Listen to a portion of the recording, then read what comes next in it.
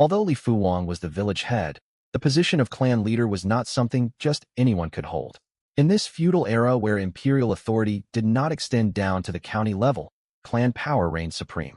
The villagers' loyalty to their clan was beyond imagination, which gave the clan leader immense authority. He held the power to judge and even pass life or death verdicts on clan members, and even the village head dared not offend him deeply. Many rebels first sought to win over their clansmen, for a clan stood united through life and death, never abandoning one another. Most residents of Azure Dragon Village shared the surname Li, so the clan leader was also a Li clansman. Zhao Mu, an outsider, had committed many deeds yet was not driven out of the village solely because the clan leader owed Zhao Dezhu his life and had repeatedly shown leniency to the Zhao family. But repeated favors eventually turned into a burden. By now, the clan leader viewed the Zhao family with constant displeasure. This emboldened Li Fuwang to openly march to their door and demand the wild boar.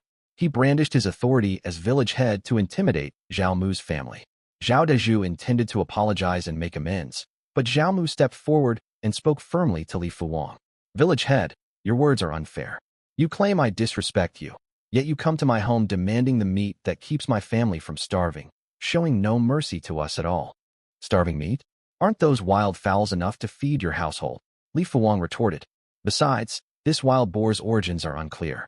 What fault is there in me taking it back to investigate?" Li Fuwang insisted the boar had an unknown source, his threats growing fiercer by the second. Li Wujiu let out a faint laugh. "That is not how things stand. You say the boar's origins are unknown, yet I would ask you, who for miles around these villages possesses the skill to hunt such a beast?" Li Fuwang frowned. "Whether anyone can or not must be determined through an official investigation." "You still misunderstand my meaning," Zhao Mu sighed, a sharp glint flashing in his eyes. "What I mean is, for miles in every direction, I am the only one capable of bringing down a wild boar such as this. What would you make of that skill of mine?" The words sank in instantly for Li Fuwang. This was a threat, an unvarnished, blatant threat. Li Fuwang flew into a towering rage. His son Li Kongming shouted curses. "Zhao Mu, you scoundrel! How dare you threaten my father?" Zhao Mu stepped forward and delivered a heavy kick straight into Li Kongming's torso. Li Kongming crumpled to the ground with a shriek, clutching his stomach and wailing. "Father! He attacked me. Arrest him, punish him severely." The Zhao family panicked in shock. Zhao Quan hurried forward to pull Zhao Mu back, only to be roughly shoved aside. Li Fuwang had never expected Zhao Mu to strike right in front of him. He stumbled backward in fright, his voice trembling with hollow fury. "Zhao Mu, are you staging a rebellion?" "A rebellion? You are merely a village head, not the emperor. Shall we go lay this matter before the county magistrate together?" Zhao Mu sneered without restraint. Li Fuwang paled, realizing he had spoken recklessly, and rushed to correct himself. "You misheard me. I meant you are deliberately picking a quarrel." Zhao Mu spoke with biting sarcasm. "You march into my home to seize my wild boar, and your son hurls insults at me, yet you claim I am the one stirring up trouble? Does your family enjoy having others rob and insult you, then? If that is the case, from now on I shall address you and Li Kongming with nothing but rude epithets. Would you thank me for such praise?" "You!" Li Fuwang shook all over with anger. Zhao Mu cut him off, his tone growing menacing. "Village head, think carefully. If I can take down a ferocious wild boar, what other feats might I be capable of?" As he spoke, his gaze drifted repeatedly toward Li Kongming, as if sizing up another wild beast to hunt. Having faced bloodshed in his past life, Zhao Mu carried a tangible aura of intimidation, his stare chilling to behold. Li Fuwang recognized the truth. This young man truly feared no law. If a full conflict erupted between them, failing to kill Zhao Mu outright would leave him with nothing but misfortune. Overcome with fear, Li Fuwang slowly retreated, his gaze fixed darkly on the entire Zhao household. "Very well, you are quite bold, Zhao Mu. Zhao Dezhu, you have raised a fierce son. I shall pretend this wild boar incident never happened, but I hope your whole family can maintain this arrogance forever. Son, we leave."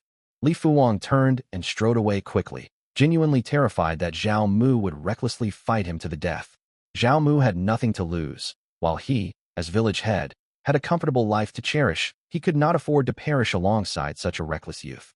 Li Kongming still lay on the ground screaming for retribution, but when he saw his father departing, all his courage vanished. Gritting his teeth against the pain, he scrambled to his feet and hurried after him. As he crossed the threshold, he shot Zhao Mu a venomous glare.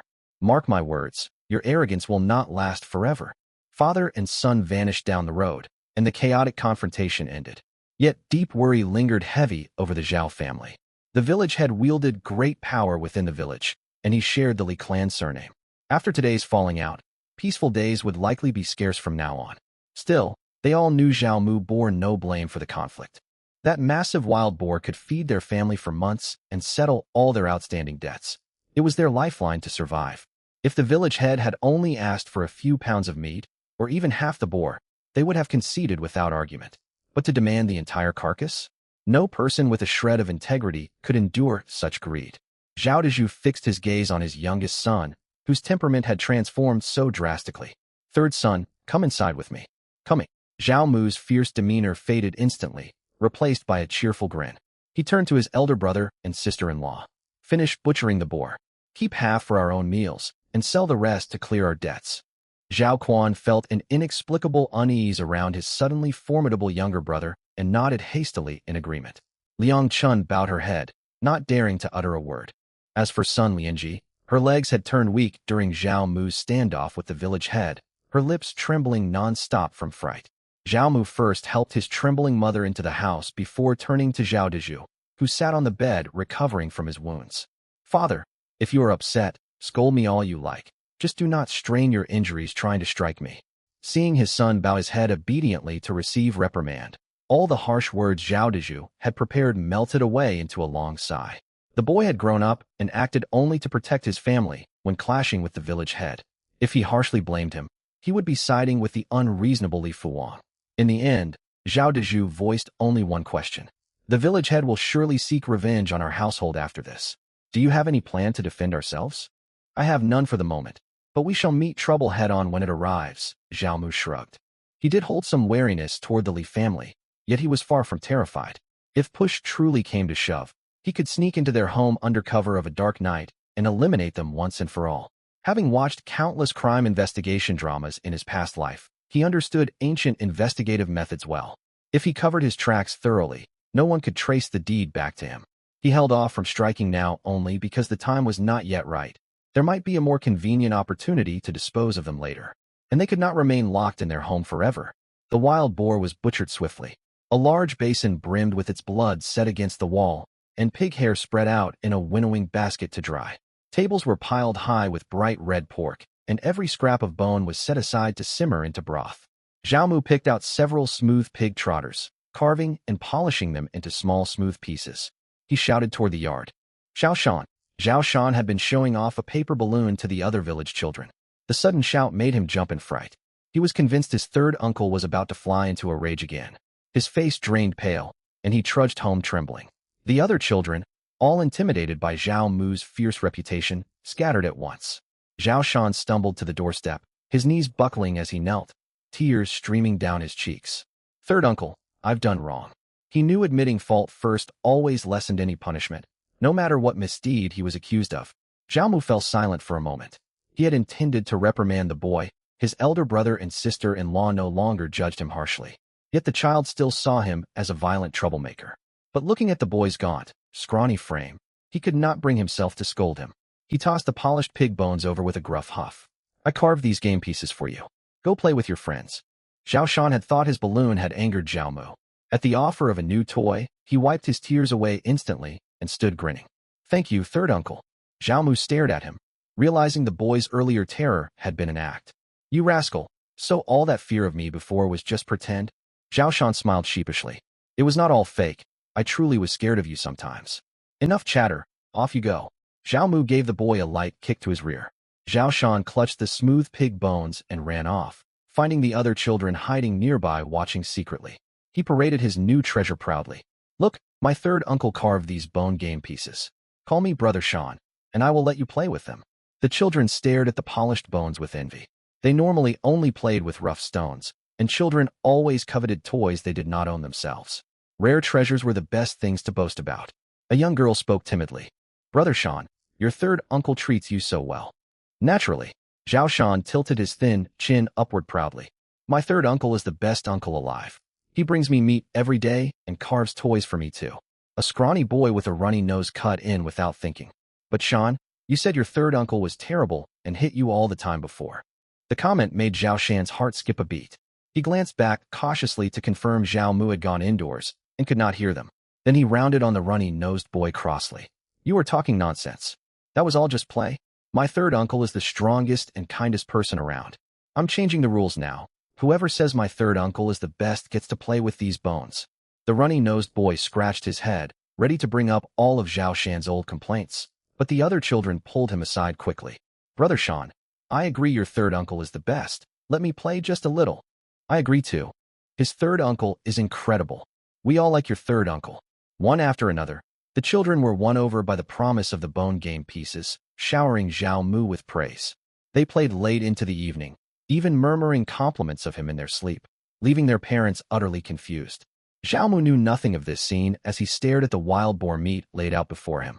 The full carcass weighed nearly 200 caddies. The pig's head alone weighed 25 caddies, the pig's skin around 20 to 30 caddies.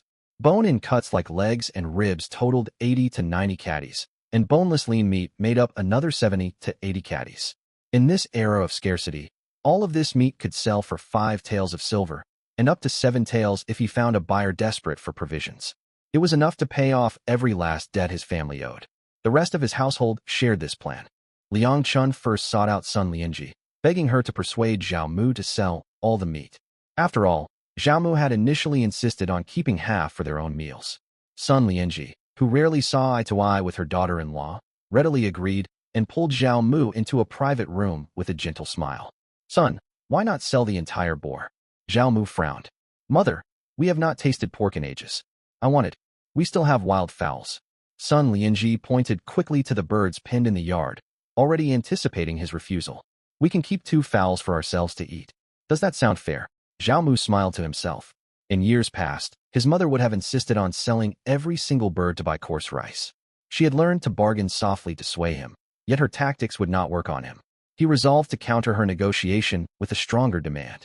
He hardened his expression at once. I will agree to sell all the pork to clear our debts, but every single wild fowl must stay for our family. If you refuse this, I will not sell an ounce of pork at all. Sun Lianji panicked. Selling the meat was critical. Storing so much pork at home invited theft and spoilage. And hoarding it all for personal meals would mark them as wasteful spendthrifts. Very well, very well. I will let you keep all the fowls, Sun Lianji conceded hastily. Satisfied, Zhao Mu stepped outside to find his elder brother and sister-in-law eavesdropping by the doorway. Brother, we will carry the pork to sell. Zhao Quan asked tentatively. All of it, every bit, Zhao Mu nodded. Zhao Quan and Liang Chun brightened immediately, grabbing wicker baskets to pack the meat and reaching for the wild fowls as well. Zhao Mu held out a hand to stop them. The birds stay, we will eat them ourselves. Both froze in shock, staring at the 8 plump fowls penned in the yard. Eating chicken every day would seem wildly extravagant to anyone in their impoverished village. When they hesitated, Zhao Mu's expression turned stern. Do you object? If so, we will not sell any pork at all. The pair rushed to block the baskets at once. We will sell the meat, the fowls stay. Zhao Quan spoke, then a crafty thought crossed his mind. Third son, I cannot haul all this meat alone. Will you accompany me to the county town? Zhao Mu nodded readily, but as he stepped forward to help load the baskets, he caught his mother and sister-in-law exchanging secret glances. He instantly saw through their ploy. They planned to lure him away to the county, then secretly sell the fowls while he was gone, leaving him powerless to stop them upon his return. Zhao Mu let out an amused huff at their petty schemes aimed solely at outwitting him. He set down the basket without hesitation. Brother, we will not go to the county to sell the meat. Let us ask Scholarly if he wishes to buy it. Zhao Quan stared blankly. No trip to town? What will we do with the fowls then? He had blurted out their plan without a second thought, revealing their shallow trickery entirely. Liang Chun and Sun Lianji both fell silent, defeated. Zhao Mu laid out a clear plan. We keep 4 fowls for our meals, send 2 to eldest sister's home, and deliver 2 to your parents' house, sister-in-law. As for my maternal uncle, we can skip sending anything to him. He never values our gifts anyway. Liang Chun grew flustered, waving her hands quickly. We already sent them a batch of fish earlier. We cannot burden them with more gifts. If your parents refuse them, the fowls will rot here, Zhao Mu replied flatly. The weather had turned cooler, yet not cold enough to preserve raw meat indefinitely. Even already, flies swarmed the yard around the butchered boar, and unattended poultry would attract thieves. Azure Dragon Village held more than just Zhao Mu as a reckless troublemaker. Liang Chun glanced helplessly toward her mother-in-law. Though Sun Lianji's attitude toward her had softened lately, she would never have agreed to give away so much poultry of her own accord. Still, seeing Zhao Mu would not back down, she pressed her lips together, grumbled that she would not interfere, and retreated into the house. Once inside, she poured out all her grievances to Zhao Zhu, lamenting how their son, even after turning over a new leaf, made more trouble than he ever had before. Zhao Zhu thought to himself that he had no power to rein the boy in either. His youngest son hunted massive wild boars with ease. What authority could he possibly wield? He simply rolled over and pretended to sleep, choosing to ignore the chaos outside. Though Liang Chun hesitated at first, she lit up at the prospect of sending poultry to her family and set about packing the fowls into bamboo baskets. She planned to take a roundabout path to deliver to Zhao Mu's eldest sister first. Satisfied, Zhao Mu lifted one end of the meat basket with his elder brother to set off for Scholar Li's residence. Scholar Li Wenyuan lived on the eastern edge of Azure Dragon Village, far from the mountain foothills. As he often said, a gentleman avoids dwelling in perilous places. As the most educated man in the village and a renowned scholar for miles around, he was also the wealthiest resident. Though people often spoke of poor scholars, poverty was relative. In ancient times, only well-off families could afford to send their children to study. Moreover, state student scholars received regular grain and oil stipends from the imperial court. While Li Wenyuan was not one of these state-supported scholars, his teacher was the county education official, an 8th-rank civil servant with powerful connections above him. Thanks to this mentor, Li easily secured steady work to support himself. He earned 3 maces of silver monthly writing explanatory notes for a bookstore in the county, a remarkably high income for the era, comparable to a modern monthly salary of 30,000 yuan. When Zhao Mu and his brother arrived at Li Wenyuan's gate carrying the wild boar meat, the scholar rushed out at the news, eyes lighting up with curiosity. The sight of the massive boar carcass startled him, and he stumbled backward 2 steps. This beast looks ferocious beyond belief. He then eyed Zhao Mu with clear doubt. The young man's frame was thin and slight, nothing like a seasoned hunter, more resembling a frail scholar such as himself. Zhao Mu, did you truly hunt this wild boar yourself? Naturally, Zhao Mu smiled. What proof can you offer? Zhao Mu bit back the frustration rising in his throat. How could he provide proof of such a hunt? He could not show the bullet he had pulled from the boar's body, and he had carved deep gashes with bamboo poles to hide the bullet wound anyway. No one would believe such a strange artifact if he produced it. Still, he understood his own terrible reputation in the village and offered a compromise. If you doubt my word, Scholar Li, come with me up the mountain to witness my archery skill. He knew the scholar would never dare venture into the woods, making the offer a safe bluff. As expected, Li Wenyuan waved his hands at once, a hint of disdain on his face. A gentleman avoids dangerous terrain. For learned men such as myself, chasing wild beasts and shedding blood is crude, uncouth work, fit only for common laborers like you. Zhao Mu tugged at the corner of his mouth, exasperated. He had only come to sell meat, yet the scholar first accused him of stealing the carcass, then belittled hunting as a lowly trade. He was not without temper, yet his past life's endless novels had stocked his mind with classical quotes to counter such arrogance. Your words are mistaken, Scholar Li, he began smoothly. The rites of Zhou records the village teachings to cultivate all people with 3 core pillars. The first is the 6 virtues: wisdom, benevolence, sagacity, righteousness, loyalty, and harmony. The second is the 6 conduct standards: filial piety, fraternal respect, clan harmony, marital goodwill, trustworthiness, and compassion. The third is the 6 arts: rituals, music, archery, chariot driving, writing, and arithmetic. The sages decreed gentlemen must master the 6 arts, among which archery stands prominent. How can hunting on the mountain to feed one's family be dismissed as crude labor? These words left both Zhao Quan and Li Wenyuan stunned. Zhao Quan stared blankly, unable to follow the flow of classical phrases his younger brother rattled off. The latter man was stunned, shocked that he'd actually been lectured by a common ruffian. But once he recovered, curiosity outweighed his shock. Zhao Mu, can you read and write? I wandered into the county town once and eavesdropped outside a private school for a few lessons, Zhao Mu said modestly. He really didn't know all that much. Li Wenyuan thought for a moment. Heaven black, earth yellow? The universe vast, chaos undone? Zhao Mu replied instinctively. It was just too easy to blurt out the next line, like a familiar folk jingle you couldn't help finishing. Li Wenyuan smiled. You've studied the 1,000-character classic. Then, what about reeds and rushes pale? White dew turns to frost, Zhao Mu answered without thinking. Those lines were far too straightforward. This scholar's education barely matched that of a junior school student, in his opinion. Li Wenyuan's interest spiked. His eyes glinted as he spoke deliberately. Have you ever heard of the Earl of Zheng attacks Duan at Yin? I may not be well educated, but shouldn't it be the Duke of Zheng attacks Duan at Yin? Zhao Mu scratched his head. He vaguely recalled the story. Slap. Li Wenyuan slapped his thigh, pointing at Zhao Mu and laughing loudly. Don't pretend you're no scholar. You've even read the Spring and Autumn Annals. No, I've only heard bits and pieces, not much at all. Zhao Mu waved his hands repeatedly to explain. Very well, then think of the hardest question you can ask me. I want to gauge how much you've learned. Li Wenyuan was thoroughly intrigued, gazing at Zhao Mu expectantly. There were no educated men in the entire village, and he found the unlettered farmers dull to converse with, leaving him perpetually lonely. He only got a chat with fellow students when he went to the county seat. Now that Zhao Mu could hold an intellectual conversation with him, his excitement flared up instantly. Zhao Quan stood by, watching the two talk in utter amazement. He'd never imagined the lofty scholar who looked down on everyone would chat cheerfully with his own younger brother. More importantly, how did his brother know so much? Zhao Mu had no desire to keep this discussion going. He kicked the bamboo basket lightly. Scholarly, we came here to sell wild boar meat. Will you buy it or not? I'll take it. I've been needing fine meat for gifts lately, and this is perfect. Li Wenyuan said firmly. I promise I'll offer a better price than the crooked merchants in the county town, on one condition. You have to stump me with your question. He spoke with full confidence. Zhao Mu scratched his head. How generous will your price be? Li Wenyuan glanced at the wild boar. How much were you planning to sell this beast for? 5 taels, at the very least. Zhao Mu held up 5 fingers. 7 taels was the best-case scenario he'd hoped for earlier, but he wouldn't quote such a high price to the scholar, who knew the true worth of game meat.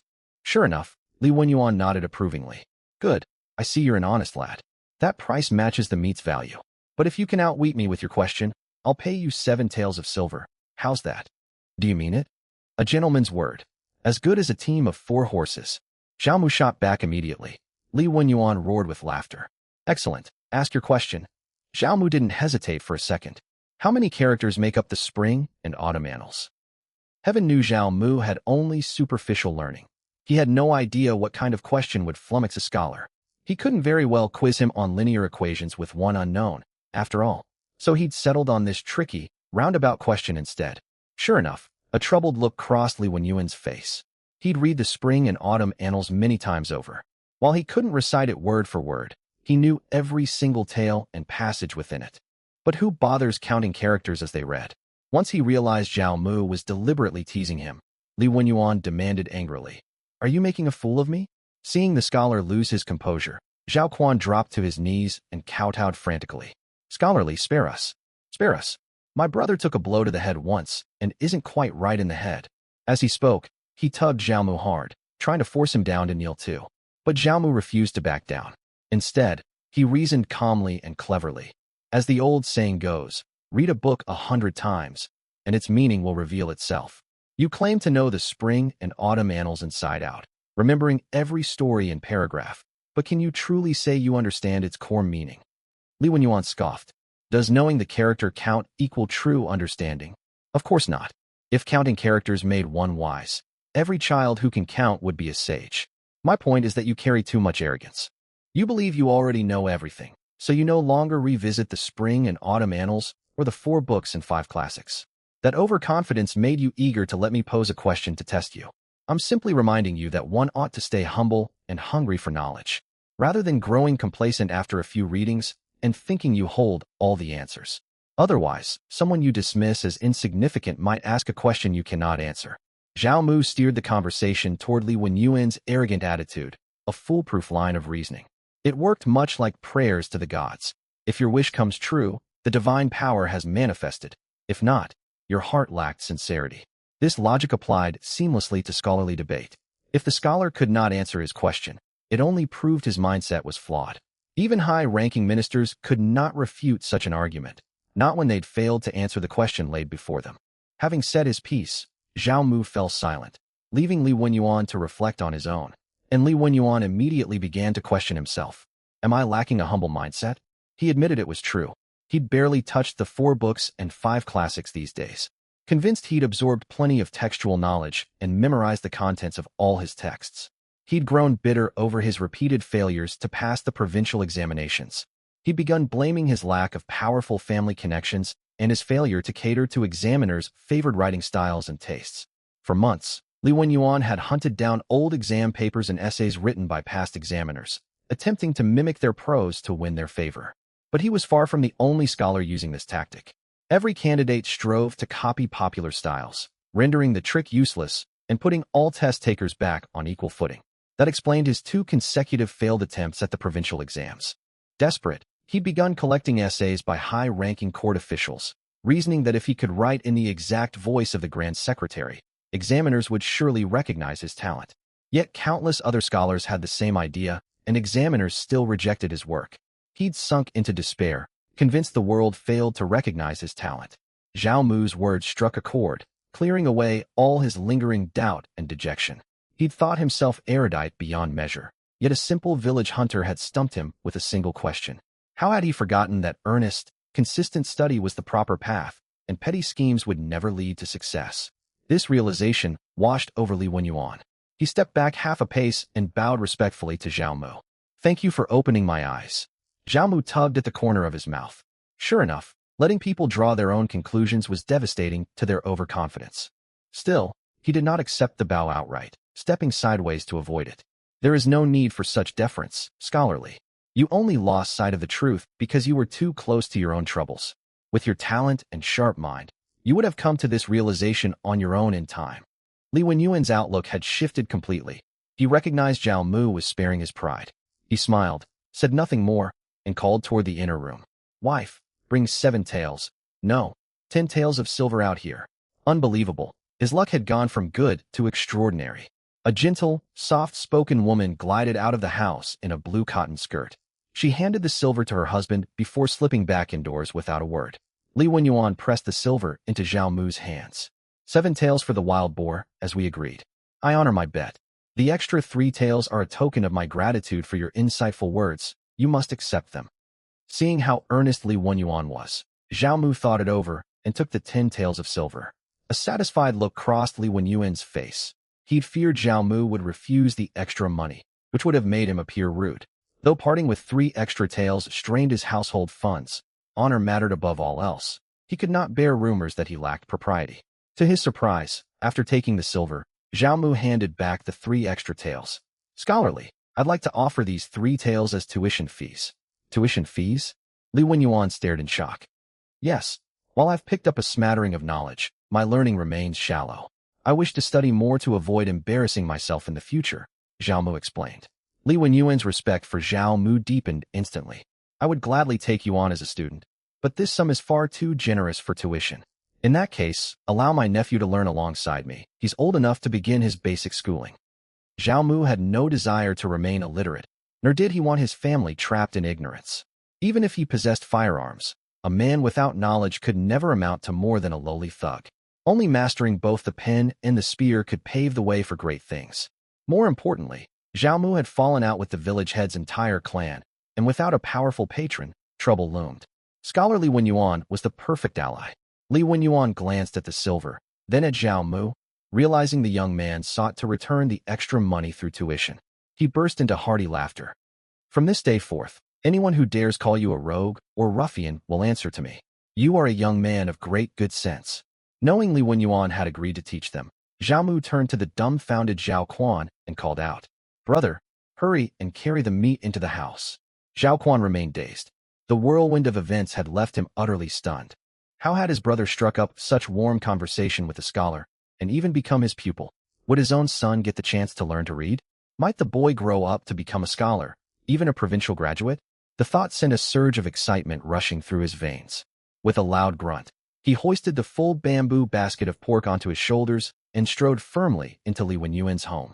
Li Wenyuan stared in astonishment, and Zhao Mu could only marvel at his elder brother's immense brute strength. What a powerful, simple-hearted elder brother he had. While Zhao Mu settled into Li Wenyuan's home to look over books at the scholar's invitation, Liang Chun carried a bamboo basket toward Three Trees Village, the home of Zhao Mu's eldest sister Zhao Chui, and also the hometown of Zhao Mu's mother's son Lianji. Barely stepping foot into the village, Liang Chun spotted her mother-in-law's elder brother, her husband's maternal uncle, Sun Hailong. Sun Hailong sat chatting with a group of men basking in the winter sun. He caught sight of his niece-in-law and spoke with a cold, fake smile. "Niece-in-law, have you come to mooch off Chui's family again? Your household cannot keep relying on her this way. Chui's in-laws and her husband's kin still need to put food on their tables, even if Chui herself does not care." Liang Chun held nothing but distaste for this so-called uncle. Every time she visited to borrow grain, his words stung worse than Zhao Chui's in-laws. On one occasion, he'd even blocked her path to bar her from entering the village entirely. Zhao Quan had once gone to his house to borrow grain and returned with fresh handprints covering his face after being struck. Sun Lianji had cried for 2 full days afterward. In years past, her husband had returned home with military settlement pay after leaving the army to work as a hunter, bringing steady income. Sun Lianji had endlessly supported her natal family, sending money and sacks of grain without a single word of complaint. She'd even given large sums to cover her nephew's wedding betrothal gifts and house construction costs, never asking for repayment. Yet when her son had gone to borrow a small amount of grain for the very first time, he'd been beaten and driven away. After that incident, Sun Lianji never spoke of her natal family again, and the Zhao household treated them as strangers. Liang Chun ignored Sun Hailong's words entirely, walking straight toward Zhao Chui's in-law's house with her basket slung over her back. Sun Hailong see that it being ignored when he'd initiated the conversation. He shouted sharply, "Liang Chun, has the Zhao household abandoned all respect for elders? Do you ignore your senior when he speaks to you? Elder? Do you even remember you have an elder sister? You never visited her household for New Year's celebrations, nor sent your children to pay their respects. What right do you have to play the elder now? When my husband came to borrow 2 caddies of brown rice and you beat him out of your door, did you remember your status as his uncle?" Liang Chun had simmered with resentment for a long time. She'd intended to overlook him, but Sun Hailong had forced her hand, and she laid every grievance bare for all to hear. The surrounding villagers turned their full attention to Sun Hailong. Everyone knew how generously Sun Lianji had cared for her younger brother and doted on his sons. The fact that he never visited her for the Lunar New Year made it clear who lacked proper filial respect. Sun Hailong's face turned beet red with embarrassment and rage. He jumped to his feet, jabbing a finger at Liang Chun and shouting abuse. "What slander are you spouting? I visited my sister every single New Year. After marrying into the Zhao household, you've learned nothing but fabricate lies." He dared not linger on that topic, quickly shifting blame to Zhao Mu instead. "Tell Zhao Mu when you go back, if he keeps acting recklessly, I will discipline him myself. As his maternal uncle, I face no punishment even if I beat him soundly. And you must have come begging for grain again, because that boy has stirred up more trouble. Be off with you. You'll bring shame down on Chui and her husband's household, and you'll disgrace me as well." Sun Hailong stepped forward, waving his hands as if chasing stray chickens to drive Liang Chun away. The villagers of Three Trees Village nodded in agreement. The Zhao family had visited to borrow food more than once before, and Zhao Chui's in-laws constantly vented their troubles to the whole village, complaining their daughter-in-law drained their household's resources. By sending dowry and betrothal money back to her impoverished natal family, and sneaking household goods away to feed her endlessly needy relatives. Naturally, the villagers sided with their own clansmen, speaking up to urge Liang Chun to leave. "Sister, you ought to head home. Chui's in-laws struggle enough to get by as it is.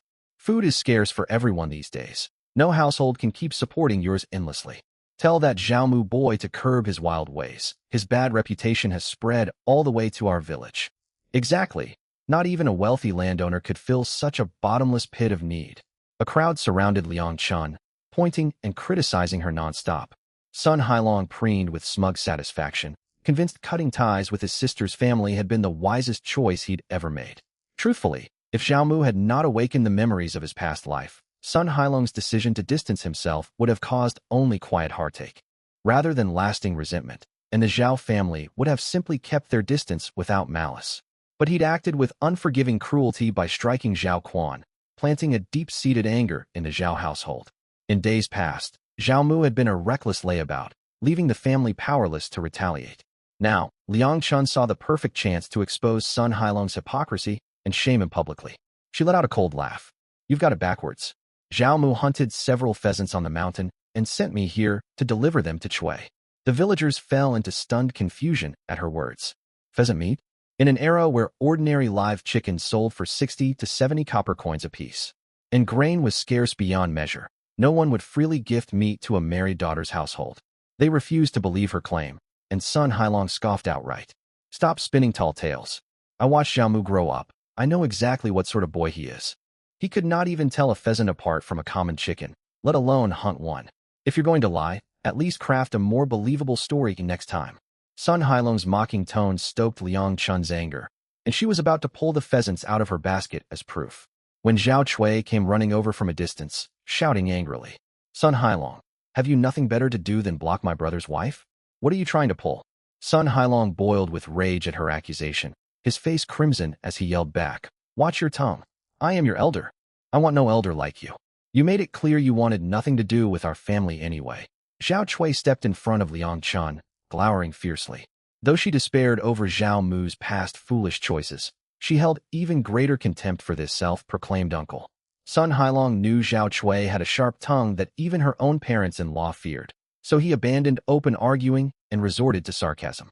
Your sister-in-law has come begging again, making up this ridiculous story about delivering pheasants. If your husband's larder runs dry from supporting your family, he may well send you back to your natal home.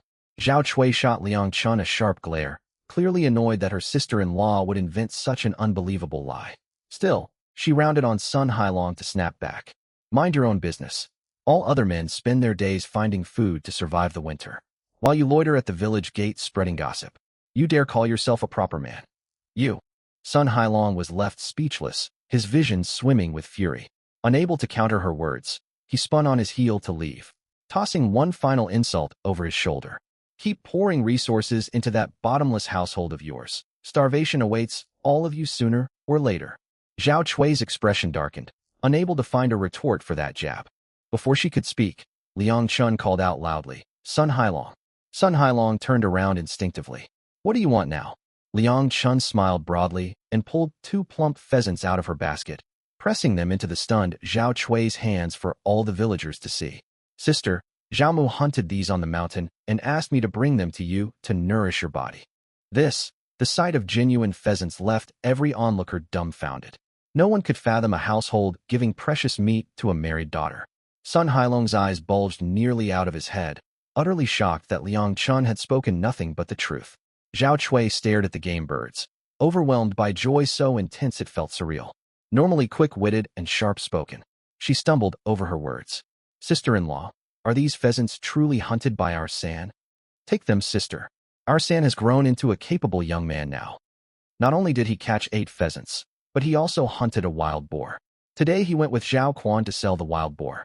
We'll finally be able to pay off all the family debts with this money.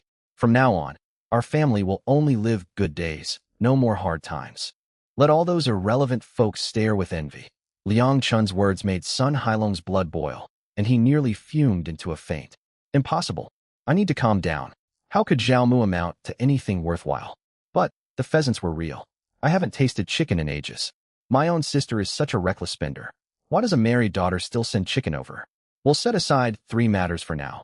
How Zhao Chui wept tears of joy as she saw Liang Chun off. How the villagers of Sanchu village looked on with envy. And how Sun Hailong shamelessly pestered Liang Chun to ask how many pheasants the family still had. With envious stares from all directions fixed on him, Liang Chun held her head high and strode out of Sanchu village. Next, she headed to her natal family's home. In the past, she'd constantly come over to borrow grain. So much so that her relatives grew weary of her visits. Today, she set 2 pheasants down on their table. Her sister-in-law broke into an obsequious smile at once. Her parents' faces softened with relief. Her elder brother's eyes glistened with tears, overjoyed that his sister's life had taken a turn for the better. All of this filled Liang Chun with even greater delight. In all the years since she'd married, this was the very first time she felt truly grateful to Zhao Mu. When she returned home in high spirits, she received another wonderful surprise. Xiaoshan can go to school. Unrestrained elation rang out in Liang Chun's shrill voice. She was born to farming stock. Her maternal grandparents, parents, and in-laws all made their living off the land. She knew full well how grueling the life of a farmer could be. She also understood better than anyone that studying was the finest path to a better life. She did not dare hope her boy would rise to high official rank. Even passing the provincial scholar examination would be enough. No, merely becoming a county scholar would be a glory that would make the family's ancestors proud. When she learned Zhao Mu had traded 3 taels of silver to secure this schooling opportunity for her son, Liang Chun nearly dropped to her knees before him. Zhao Mu quickly stepped forward to steady her, helpless as he spoke. Sister-in-law, there's no need for this. Xiaoshan is my nephew after all. If he grows up to be a scholar, it will benefit me as well. Liang Chun's eyes reddened, and hot tears plopped down her cheeks. Uncle, I treated you poorly in the past. I was wrong. If Xiaoshan ever fails to show you filial respect in the future, I will be the first to call him out. Zhao Mu smiled gently. Sister-in-law, we're all one family. There's no need to speak of such things. As the aunt and uncle talked, Zhao Quan stood by, grinning foolishly. The thought that his own son might attend school and one day become a county scholar filled his heart with pure delight. Zhao Daizhu and son Lianji, the elderly couple, watched them from the side, their faces soft with contentment. But the moment Liang Chun brought up the trouble son Hailong had caused, a heavy silence fell over the whole family. Son Lianji, especially, was overcome with sorrow. She could not believe the younger brother who had followed at her heels as a child, whom she had cared for deeply, would treat her and her family this cruelly. What hurt even more was that her own parents had not uttered a single word to stand up for her. She felt utterly abandoned. Zhao Mu saw the pain weighing on his mother's heart and spoke in a cold, firm tone. Mother, do not grieve. You still have father, and all of us. We will take good care of you from now on. I swear no one will dare look down on you or our family ever again. His words only made son Lianji break down into uncontrollable sobs. She clung tightly to Zhao Mu, crying out repeatedly. How could they do this to me? I bore every chore around the house growing up, and I never once neglected your uncle. When he needed money to wed his wife, your grandparents screamed and cursed at me, yet I still scraped together silver to help him. Now that he has a wife and grown children and no longer needs my help, he cast me aside like trash. I am his own elder sister. Zhao Mu held his mother close to soothe her, yet his gaze turned colder and colder. He knew he had amounted to nothing worthwhile in past years, drawing gossip from the townsfolk. But Sun Hailong of all people had no right to judge him. Sun Hailong had been a reckless, unruly man in his younger days. If their mother had not gone out of her way to support him back then, Sun Hailong would never have been able to marry and raise a family. He would likely have been locked away in the county jail long ago. Now he carried himself like a respected elder, turning his nose up at his own elder sister and looking with disdain on his nephew. He truly had no shame. Yet in this era, the hierarchy of elders and juniors stood as the most unbreakable rule. No matter how despicable Sun Hailong might be as a maternal uncle, if Zhao Mu went to his home to pick a fight and word spread, it would be deemed the grave crime of discord within kin. The punishment ranged from beatings with a wooden rod to imprisonment. Court exile loomed as well. No matter how reckless Zhao Mu had been in the past, he had never dared lay a hand on any elder relative. His elderly parents had even defended him to outsiders, speaking well of him to spare the family the stigma of being labeled unfilial, a mark that would bring catastrophic misfortune upon all of them. So Zhao Mu's plan to get back at Sun Hailong was to make him consumed by envy and endless regret. He would let Sun Hailong see that the family he'd cast aside had grown far beyond anything he could ever hope to reach. Eventually, Sun Hailong would come begging to kneel and apologize before them. With this resolve burning in his heart, Zhao Mu grew even more eager to earn money. He made up his mind. Once all debts were repaid, he would save up to buy a small rowboat. Each morning he would head into the mountains to hunt, and each afternoon he would go fishing by the river. This way he could rapidly amass his first substantial fortune. With the system's aid, he had full confidence he could succeed. That night, the family had no wild boar meat left, so they stewed a pheasant for everyone, especially to nourish the injured Zhao Dezhu. Full and content, they all retired to rest. Early the next morning, Zhao Mu woke at dawn, eager to check the day's flash sale supplies. Complete 5 consecutive flash sales to unlock special supplies. Today's one flash sale item, basic medical skill. Wow. Zhao Mu jolted upright in bed, overcome with joy. This basic medical skill was no ordinary book. It appeared as a ball of glowing light. That meant once he absorbed it, he would instantly master fundamental medical knowledge and become a healer. He never imagined the daily flash sales offered more than common goods, but such mystical abilities as well.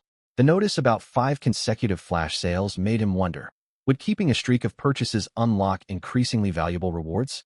He silently counted himself lucky he had not missed a single flash sale these past days. Besides, he could never bear to skip them. Every item sold was something his family desperately needed. Zhao Mu wasted no time spending 1 copper won to claim the basic medical skill. As the glowing light drifted into his mind, A sharp jolt ran through his body. Countless pieces of specialized knowledge flooded his consciousness. The 4 diagnostic methods of inspection: listening, inquiry, and pulse-taking, identification of medicinal herbs, acupuncture techniques, and years of accumulated experience treating illnesses. It was as though he had spent years studying under a veteran Chinese physician and finished his apprenticeship. Though labeled basic, this skill alone qualified him to practice medicine. Intermediate medical skill would match the experienced village doctors renowned among common folk.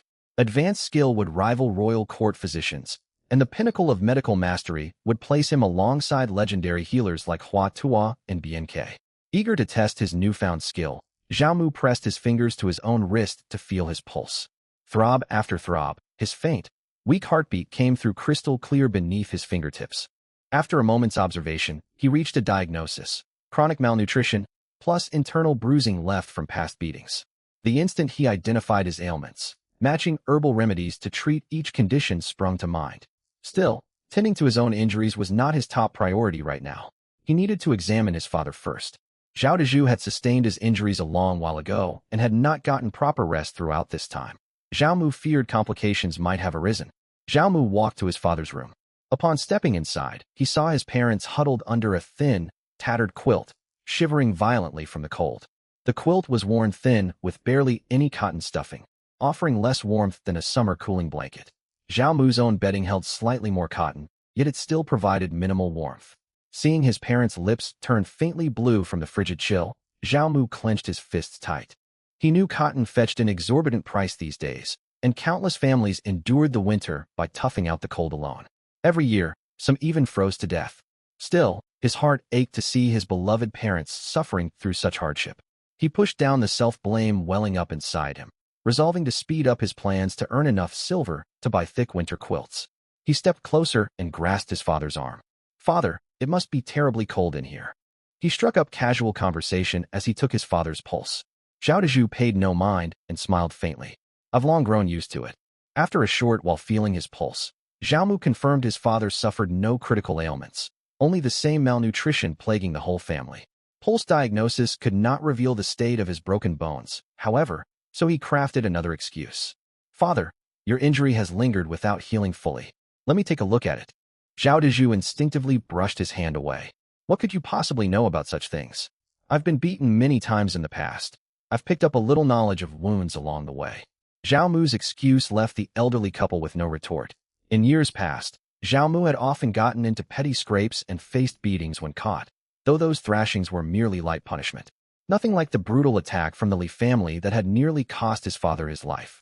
Zhao Mu gently pressed against his father's chest to check the injury. Thankfully, the wound was healing steadily, and the broken bones had set without misalignment.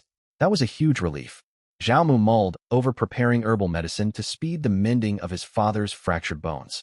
He had planned to do this from the day he returned home, yet the village's standard of medical care fell far below even that of an apprentice at the county medicine hall.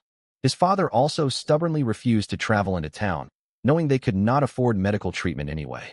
Now that Zhao Mu possessed formal medical skill, his expertise matched the seasoned physicians in the county seat, and several herbal formulas to accelerate bone mending filled his mind. He resolved to head into the mountains that day to gather the required medicinal plants. "All right, Father, your injury is healing well," Zhao Mu said with a smile. Zhao Dezhu assumed his son was only trying to comfort him and chided playfully. "You don't know a thing about this. Off you go." Zhao Mu shrugged and stepped out into the courtyard. Hardworking Liang Chun had already begun her morning chores, sharpening sickles and shovels, plus her husband's firewood chopper. Once finished, the pair would split up to work. Liang Chun would dig wild vegetables, while Zhao Quan cut firewood. "Sister-in-law, put the chores aside for a moment and make me breakfast. I'm hungry. Prepare something hearty and easy to carry. I'm heading into the mountains today. If all goes well, I won't come back at noon." Traveling back and forth up and down the mountain wasted too much energy, and there was no need for the extra trip. If anyone else in the household had demanded a full morning meal, Liang Chun would have snapped that no one ate a proper breakfast this time of year. Only wealthy landowners enjoyed 2 substantial meals a day, while common folk survived on thin grain gruel. But since Zhao Mu was heading into the mountains, Liang Chun dared not skimp. "Right away, I'll start the fire and cook at once." She quickly lit the stove, simmering a pot of grain porridge and baking several millet flatbreads. Zhao Quan bore no resentment at all for his brother sending his wife about to prepare food. Instead, he shuffled over with a simple, honest grin. Third brother, tell me what work I can help with. Zhao Mu waved his hand. You don't need to do anything extra today. As Liang Chun stoked the fire, a sudden thought crossed her mind, and she spoke anxiously. Third brother, I've heard word that wolves have been spotted in the mountains. Maybe hold off on going up for a few days? Even after we pay off all our debts, we'll still have enough silver to get by for quite a while. Quite a while was an understatement. Zhao Mu had earned 7 taels of silver selling the wild boar the day prior. And once he reclaimed the 5 taels owed to him by Li Xiuxiu, the family's 10-tael debt would be fully repaid, leaving 2 taels left over.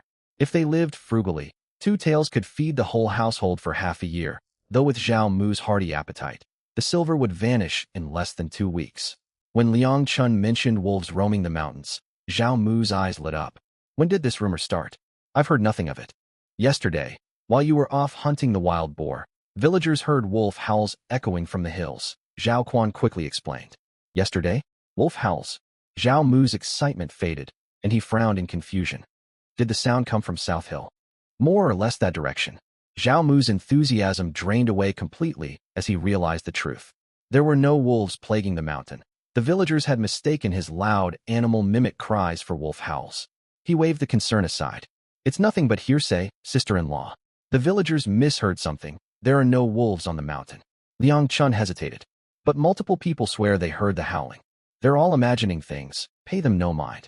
I stayed on South Hill the entire day yesterday and heard no such noise. I would never risk my life wandering mountain slopes with wild wolves lurking about. After all, he could not reveal the Beast Call Codex. So he framed his confidence as simple caution to ease their worry. Truth be told, if real wolves did dwell on the mountain, he would have rushed to hunt them at once. No jackal, wolf, tiger, or leopard could stand against him with his special skill in hand. Seeing how certain Zhao Mu sounded, Liang Chun stopped pressing him to stay home. Come to think of it, though legends of jackals and tigers lingered around Green Dragon Ridge, sightings were extremely rare. The beasts hunted deep within the remote mountain valleys where prey was abundant. They only wandered near human villages during heavy winter snowstorms, lost and driven down from high ground, and could easily hide to avoid people.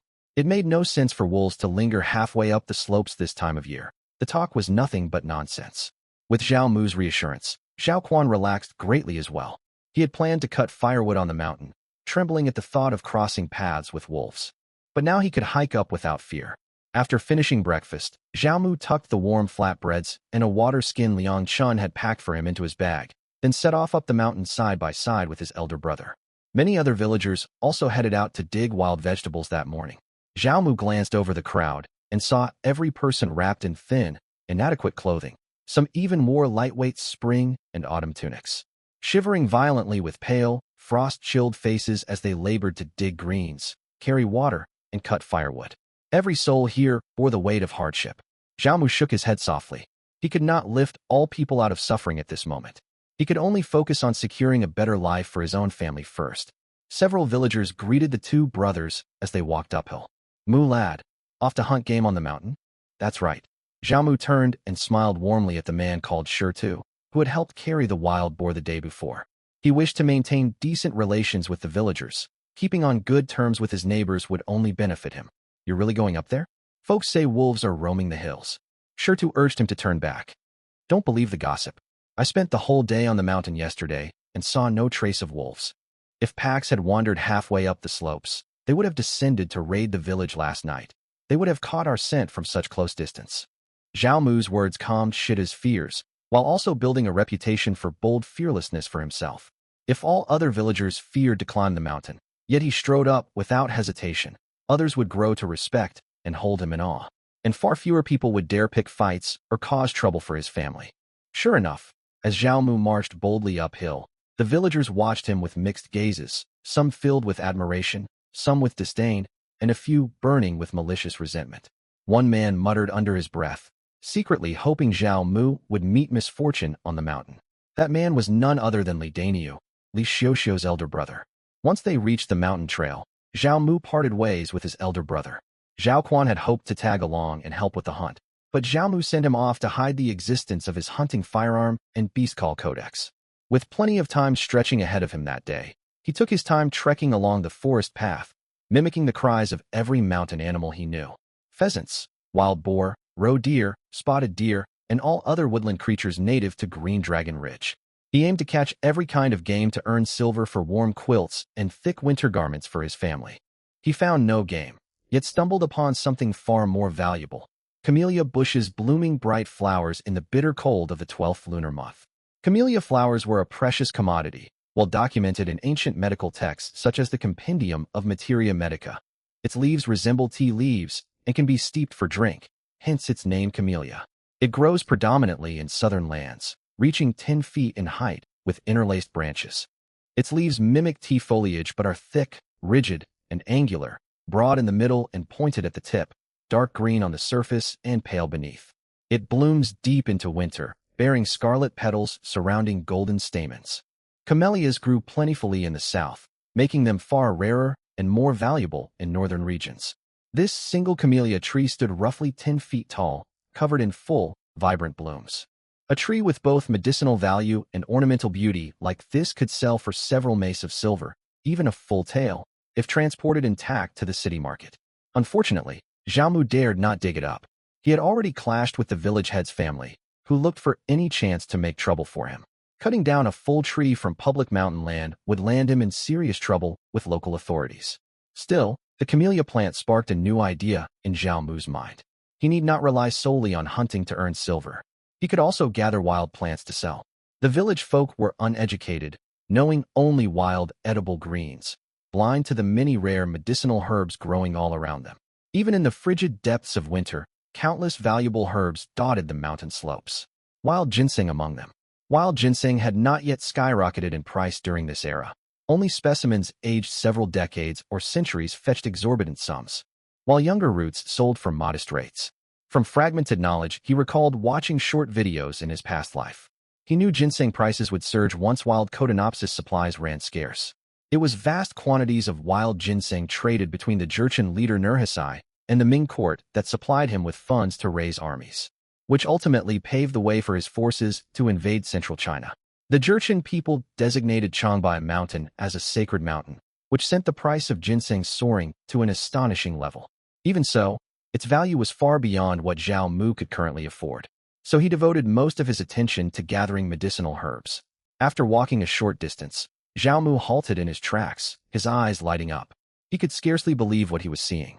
Cylindrical stalks resembling dry bamboo branches lay scattered across the ground. Could this be?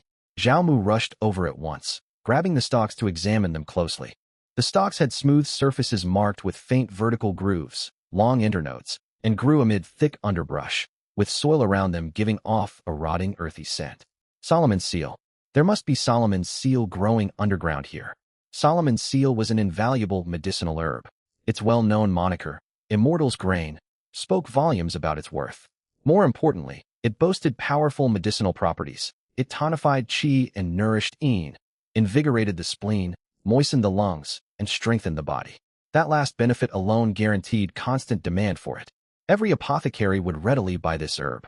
In the present era, it could fetch 3 to 5 qian per caddy.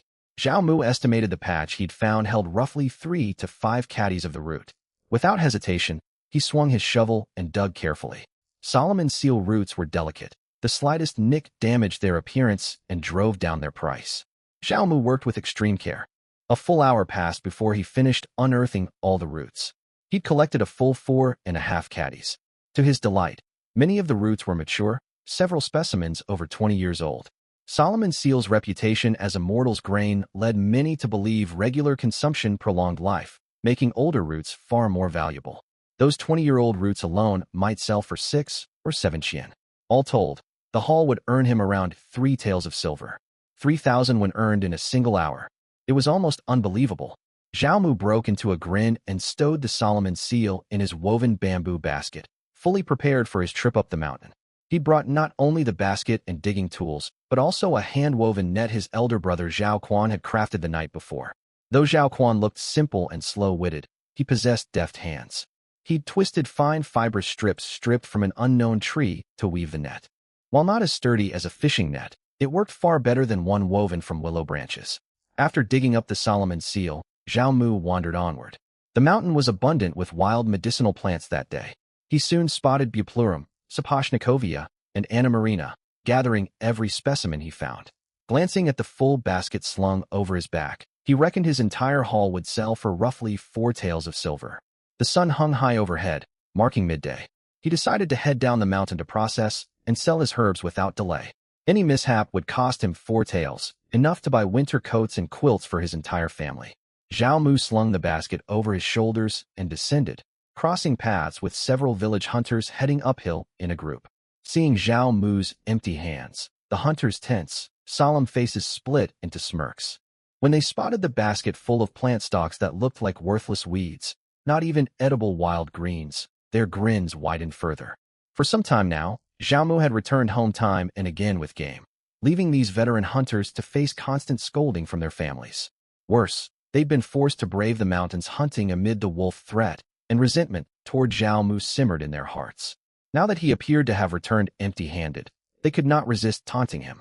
One elderly hunter gripping a short knife spoke in a patronizing tone, acting as an elder offering guidance. "Zhao Mu, you're still young. You set out hunting at dawn, yet what could you possibly catch? Bow your head and kowtow to Ninth Grandpa here, and I'll pass down a few hunting tricks to you. You'll at least bring back a few birds for a scrap of meat." Zhao Mu smiled and retorted, "I'd gladly ask for your wisdom, even kowtow, on one condition. Have you ever hunted a wild boar?" The old hunter's smile froze on his face. He stammered to defend himself. I only meant to share my experience. I've been hunting for decades, far longer than you've been alive. The animals I've caught outnumber everything you've ever laid eyes on. Then do you have experience hunting wild boars?" Zhao Mu pressed again. The old hunter fell silent, his eyes burning with suppressed frustration and anger. If he could hunt wild boars, he would not waste words with a young boy. Yet Zhao Mu had indeed bagged a wild boar, leaving the elder with no rebuttal. The other hunters grew displeased. They were seasoned veterans, and even if Zhao Mu had proven his skill by slaying a boar, they thought he ought to show deference to his elders. They'd offered to teach him, so how dare he talk back? A middle-aged hunter fixed a stern stare on him and chided. "Zhao Mu, do not grow arrogant. We acknowledge you brought down a wild boar once, but a true hero does not dwell on past triumphs. Why did you return without game today, carrying only a basket of weeds? Can you not even tell wild vegetables apart? These are medicinal herbs, not weeds." Zhao Mu scoffed, continuing downhill. The hunters were left seething, unable to voice their grievances. Zhao Mu spoke the truth. They could not recognize a single medicinal herb beyond a handful used to stop bleeding. They'd glanced at the basket as he passed, yet none of the plants looked familiar to them. They had already been outshone by Zhao Mu's hunting prowess, and now he possessed a profitable trade gathering herbs. They were falling further behind with every passing day. The hunters exchanged glances, all filled with indignation. Can we veteran hunters let this young lad outshine us? We cannot let him lord it over us. Today we must return with a mountain of game. Better yet, a wild boar. They clamored, marching uphill brimming with confidence, certain their decades of experience would outmatch Zhao Mu. Zhao Mu hurried down the mountain and reached home, finding his eldest brother chugging cold water beside a cold, unlit stove. It was midday, yet no meal had been prepared. Puzzled, Zhao Mu asked, "Brother, sister-in-law, why haven't you cooked?" Liang Chun, who had been sorting firewood, jumped in shock, looking guilty as if caught stealing. "Third brother, why have you come back early? I thought you planned to eat out on the mountain at noon." She forced a nervous smile, darting meaningful glances at Zhao Quan to prompt him to speak. Zhao Quan was terrible at lying. He scratched his head and said honestly, "I ate a huge breakfast this morning. I'm not hungry." Zhao Mu's expression darkened at once. He understood the truth. To conserve grain, his family intended to skip lunch whenever he was away. "Fine, skip the meal then. From now on, I won't go hunting anymore," he said sharply, tossing the bamboo basket onto the ground and beginning to sort his medicinal herbs. "If you're so determined to scrimp, let's see how far that frugality gets us." Liang Chun's eyes welled with grievance. "Third brother, grain cannot be squandered so freely. Other families subsist on 2 thin bowls of porridge a day. Yet we eat full dry rice every meal. Even wealthy landowners could not afford such luxury." Zhao Mu ignored her, focusing silently on his work. He understood his sister-in-law acted out of concern for the family's future. Yet this mindset needed to change. Constant hunger would ruin their health, and they would regret it once illness set in. Short lifespans in this era stemmed largely from backbreaking labor paired with insufficient food, followed by untreated sickness and early death. A strong body could fend off countless minor ailments. He could not openly reveal the family would never lack food again, so he resorted to the same tactic as before, open frustration. Liang Chun grew panicked at his anger. She hurried to Zhao Quan's side and whispered anxiously, "Husband, what do we do?" Zhao Quan had no solution. He crept toward Zhao Mu awkwardly and said in his simple, honest way, "Third brother, let me help you with your work." "What work is there to do when we refuse to eat?" Zhao Mu snapped back. "We might as well survive on thin air." Stuck with no other choice, Zhao Quan trudged into the house to fetch their mother, Sun Lianji. Sun Lianji paled at the sight of Zhao Mu's furious face. She immediately turned to Liang Chun and ordered, "What are you standing there for? Start cooking at once." "Stew the chicken too," Zhao Mu added coldly. Liang Chun bit back her reluctance and nodded. "I'll light the fire and prepare the stew right away." As she hurried to stoke the stove, Zhao Mu's expression softened slightly, yet he issued a firm warning. "Mark my words. If anyone dares suggest skipping meals again, we will all go hungry together. If starvation drives me to desperation, I will revert to the reckless ways of my past." The threat struck fear into every member of the family. Liang Chun could not bear to see Zhao Mu return to his old reckless habits. Life now, with steady food and comfort, was far preferable to the hardship they had endured before. People could endure poverty, even greater hardship, but once they had tasted a decent life, they could not bear to fall back into deprivation. Liang Chun stewed the wild chicken without further complaint. Zhao Xiaoshan, who had been playing outside, caught the rich aroma of chicken soup and lit up with excitement. "I'm going home for dinner." His playmates stared in confusion. A snot-nosed boy tugged at his sleeve, reluctant to let him leave. "Xiaoshan, no one eats lunch this time of day. Didn't you say your family skips midday meals?"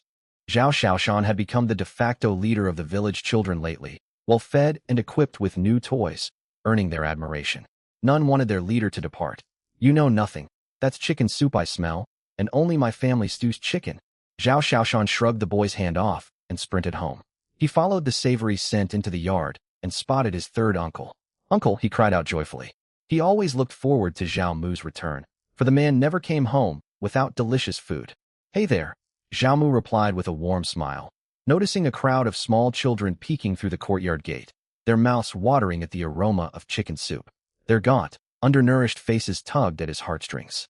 "Sister-in-law, is the soup ready?" he called out. "It's done," Liang Chun answered. Zhao Mu fetched a bowl of soup and handed it to Zhao Xiaoshan. "Take this out and share it with your friends by the gate." Zhao Xiaoshan hesitated, glancing toward his parents. His father said nothing, and his mother bit her tongue, too afraid to object. Zhao Mu gave him a light tap on the hip. "What are you waiting for?" "Understood." Zhao Xiaoshan carefully carried the bowl outside. "My uncle said you may all have some chicken soup." The children could scarcely believe their luck.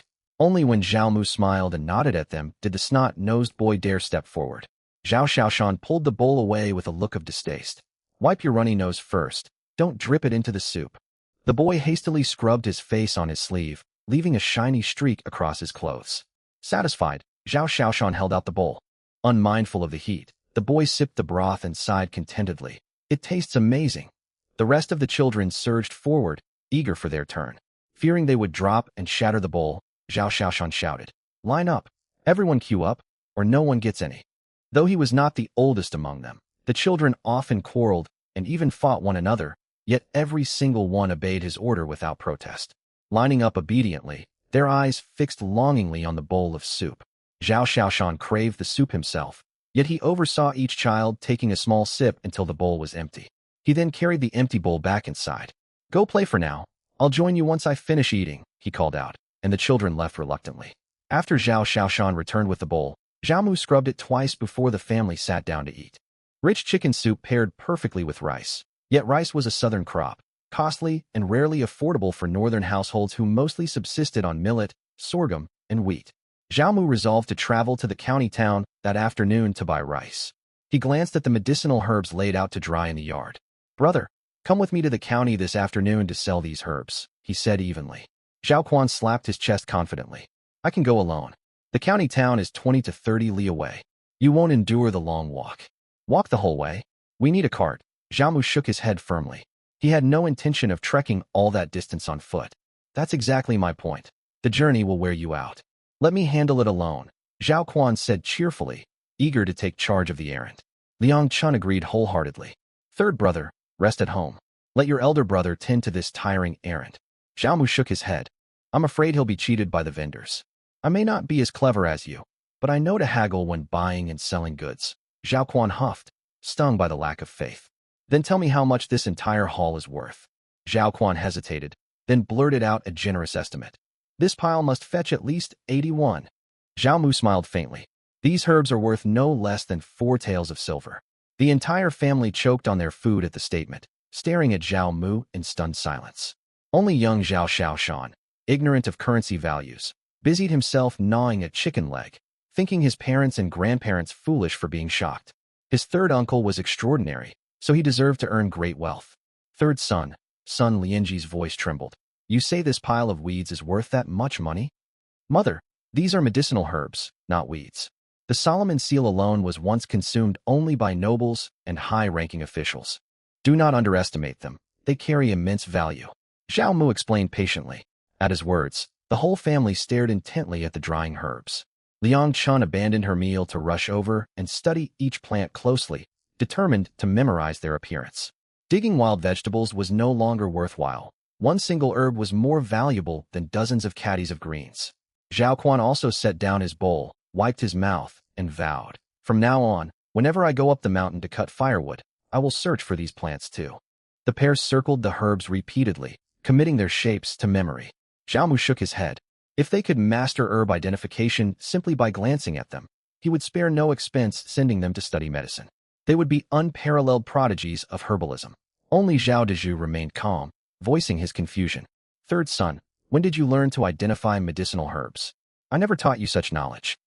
I read about them in books at Scholar Li's residence, Zhao Mu replied, using Li Wenyuan as a convenient excuse.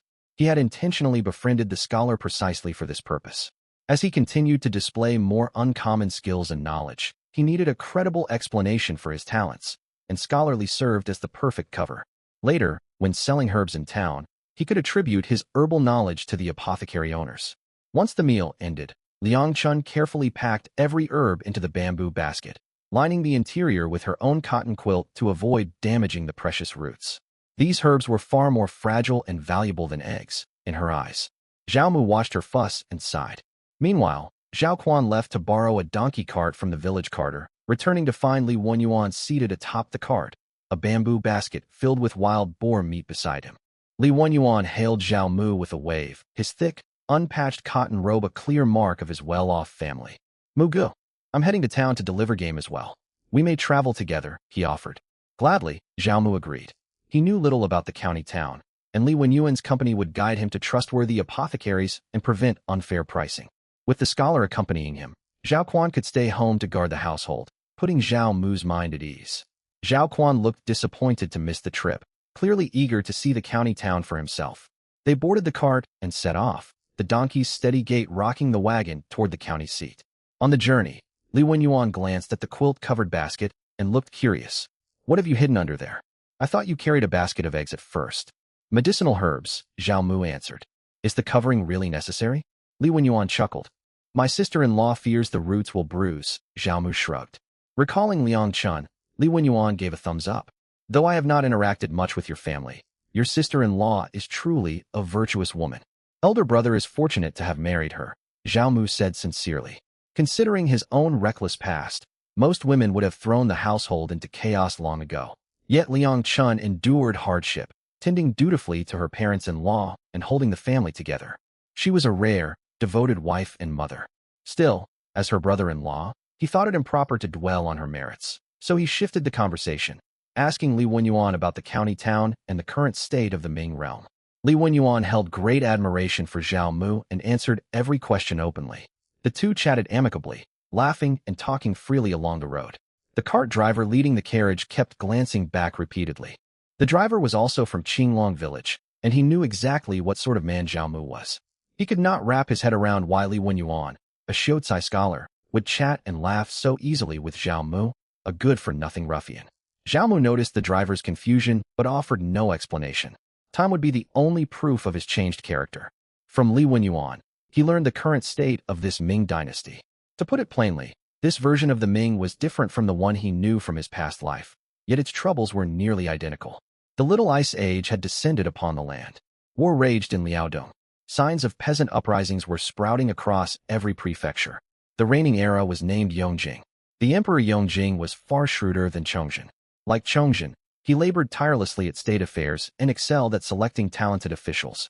Yet he was neither stubborn nor overly suspicious. He never cycled through 19 grand secretaries in 17 years as Chongzhen had. Most crucially, he had not immediately purged the powerful eunuchs who held sway over the court upon ascending the throne. Instead, he deftly wielded the eunuch faction to check and balance the scholar official clans. He also greatly expanded the authority of military generals. These three groups formed a balanced tripartite power structure. In peaceful times, Emperor Yongjing would surely have gone down in history as a wise sovereign.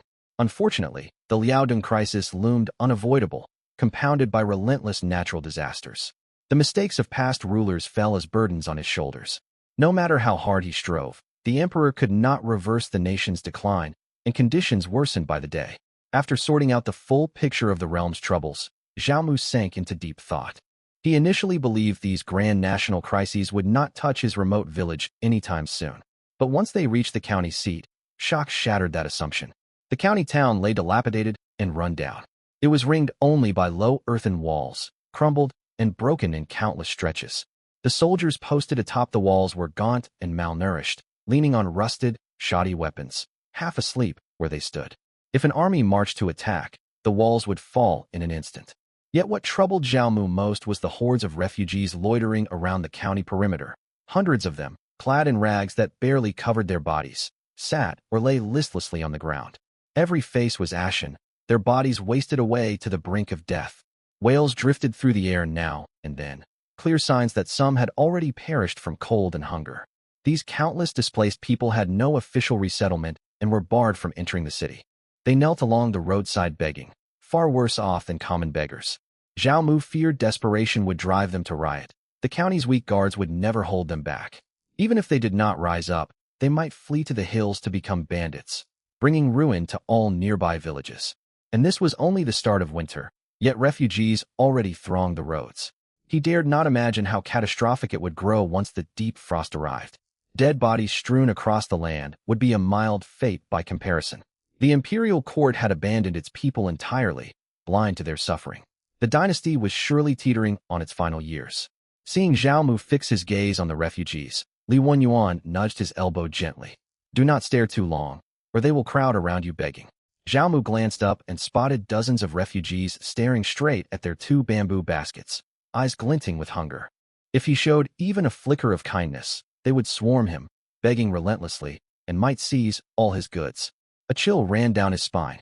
He looked away, drawing the firewood knife strapped at his waist and adopting a fierce, menacing scowl. At once, none of the refugees dared move closer, their heads drooping in submission. Zhao Mu pitied them deeply, yet his own livelihood was still precarious. He could not afford to aid them. City entry required no travel permit, thanks to lax governance, but every person had to pay a one-head tax. Zhao Mu reached for his coins, yet the donkey cart trundled straight through the city gate unimpeded. The soldiers manning the checkpoint all smiled deferentially, stepping aside without a word of protest. They clearly recognized the Xiaocai scholar. Such was the privilege of holding official scholarly rank. Even a mere Xiaocai was exempt from corvée labor and city entry fees. Li Wenyuan caught Zhao Mu's stunned stare, and though he tried to contain it, a faint proud smile tugged at his lips. There is no need to marvel so. If you pass the Xiaocai examinations one day, you will enjoy these same privileges. Pass the Xiaocai exams? Zhao Mu shook his head inwardly. Judging by the current state of the realm, seizing power through rebellion would be far simpler than climbing the ladder of civil service. Inside the county walls, the atmosphere was marginally livelier.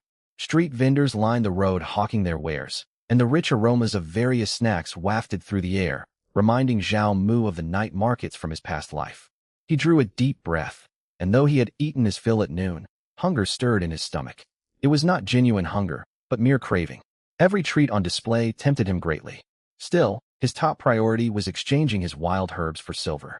Li Wenyuan told the cart driver to steer the donkey cart to the entrance of Spring Return Hall, a medicinal apothecary.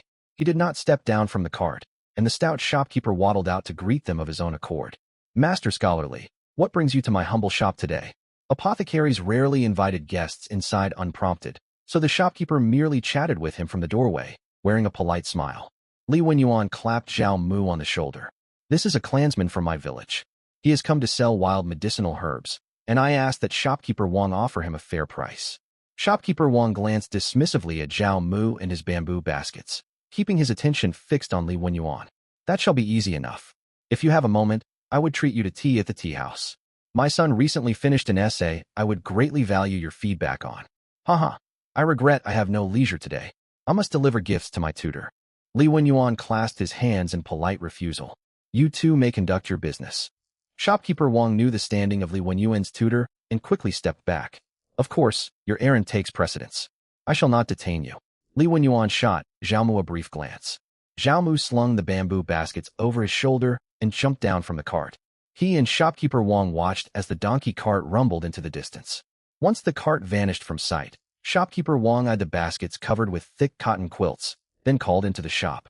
Gooden, bring out 50 won coins, then carry those herbs inside. Zhao Mu stared in bewilderment.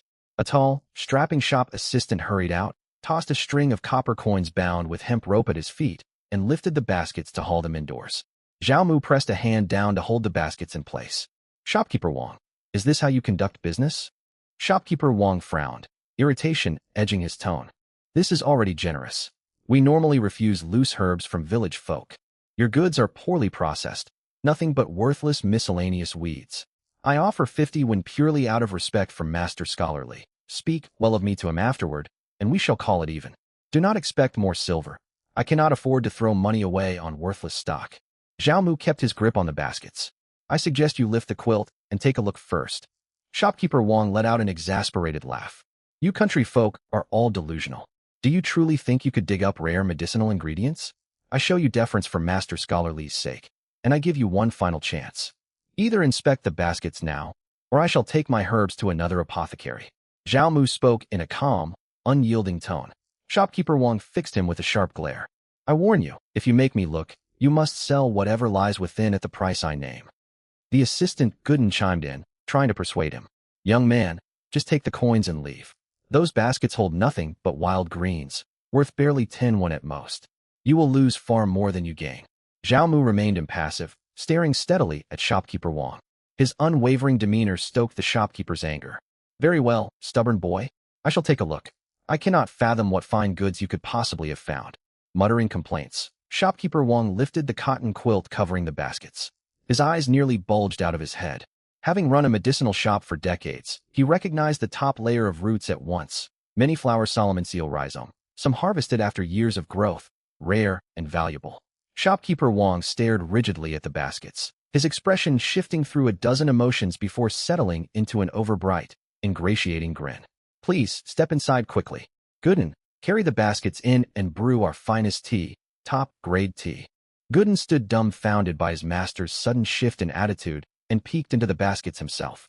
He possessed a basic knowledge of medicinal herbs, and shock washed over his face at the sight. Every bundle was premium stock. As shopkeeper Wang fawned over him, Zhao Mu tossed the 50 won coins back toward the counter, ready to speak his mind. Shopkeeper Wang snatched the coins and pressed them back into his hands, smiling obsequiously. Let this money serve as my apology for failing to recognize your worth, young sir. Do not hold my ignorance against me. Faced with the shopkeeper's dramatic change of heart, Zhao Mu pocketed the copper coins without hesitation and followed him into the apothecary. Shopkeeper Wang bowed slightly, gesturing for Zhao Mu to enter the inner hall. Several customers lingered inside the shop, all wearing patched garments and huddling their hands to ward off the chill. Yet their clothes were far finer than Zhao Mu's tattered rags. They watched in astonishment as the shopkeeper treated this ragged village youth with the deference reserved for noble guests, ignoring their own presence entirely. They sized Zhao Mu up, baffled by what made him so special. Once shopkeeper Wang and Zhao Mu retreated to the inner hall for tea, Gooden carried the bamboo baskets inside. A scholar regular named Su leaned forward, curious. Gooden, who is that boy? Why does your master treat him as if he were his own father? Gooden was sharp-witted, the very reason he held the assistant's post. Though he could not openly rebuke the customer's jab at his master, he replied with a thin, sarcastic smile. Young Master Su, our shopkeeper's father is safe and sound at home. Will you settle your outstanding herbal bill today, or continue buying medicine on credit? Su had come to fetch medicine for his ill father, and the hidden sting of the remark left his face burning red. He could find no retort, yet he dared not storm off. He still needed the prescription filled for his father. He hung his head, enduring the mocking stares of the other patrons as he waited his turn. Inside the inner hall, shopkeeper Wang poured tea for Zhao Mu. Zhao Mu stayed composed and unruffled. In his past life, he had worked for a construction firm and attended countless business banquets alongside his employer, meeting county magistrates, prefectural governors, and provincial officials alike. He was accustomed to grand audiences and would never fluster in such a modest county shop. His unshakable calm only deepened shopkeeper Wang's admiration, who pushed the teacup toward him with a smile. Master Zhao, please taste the tea. He had even shifted to honorific speech.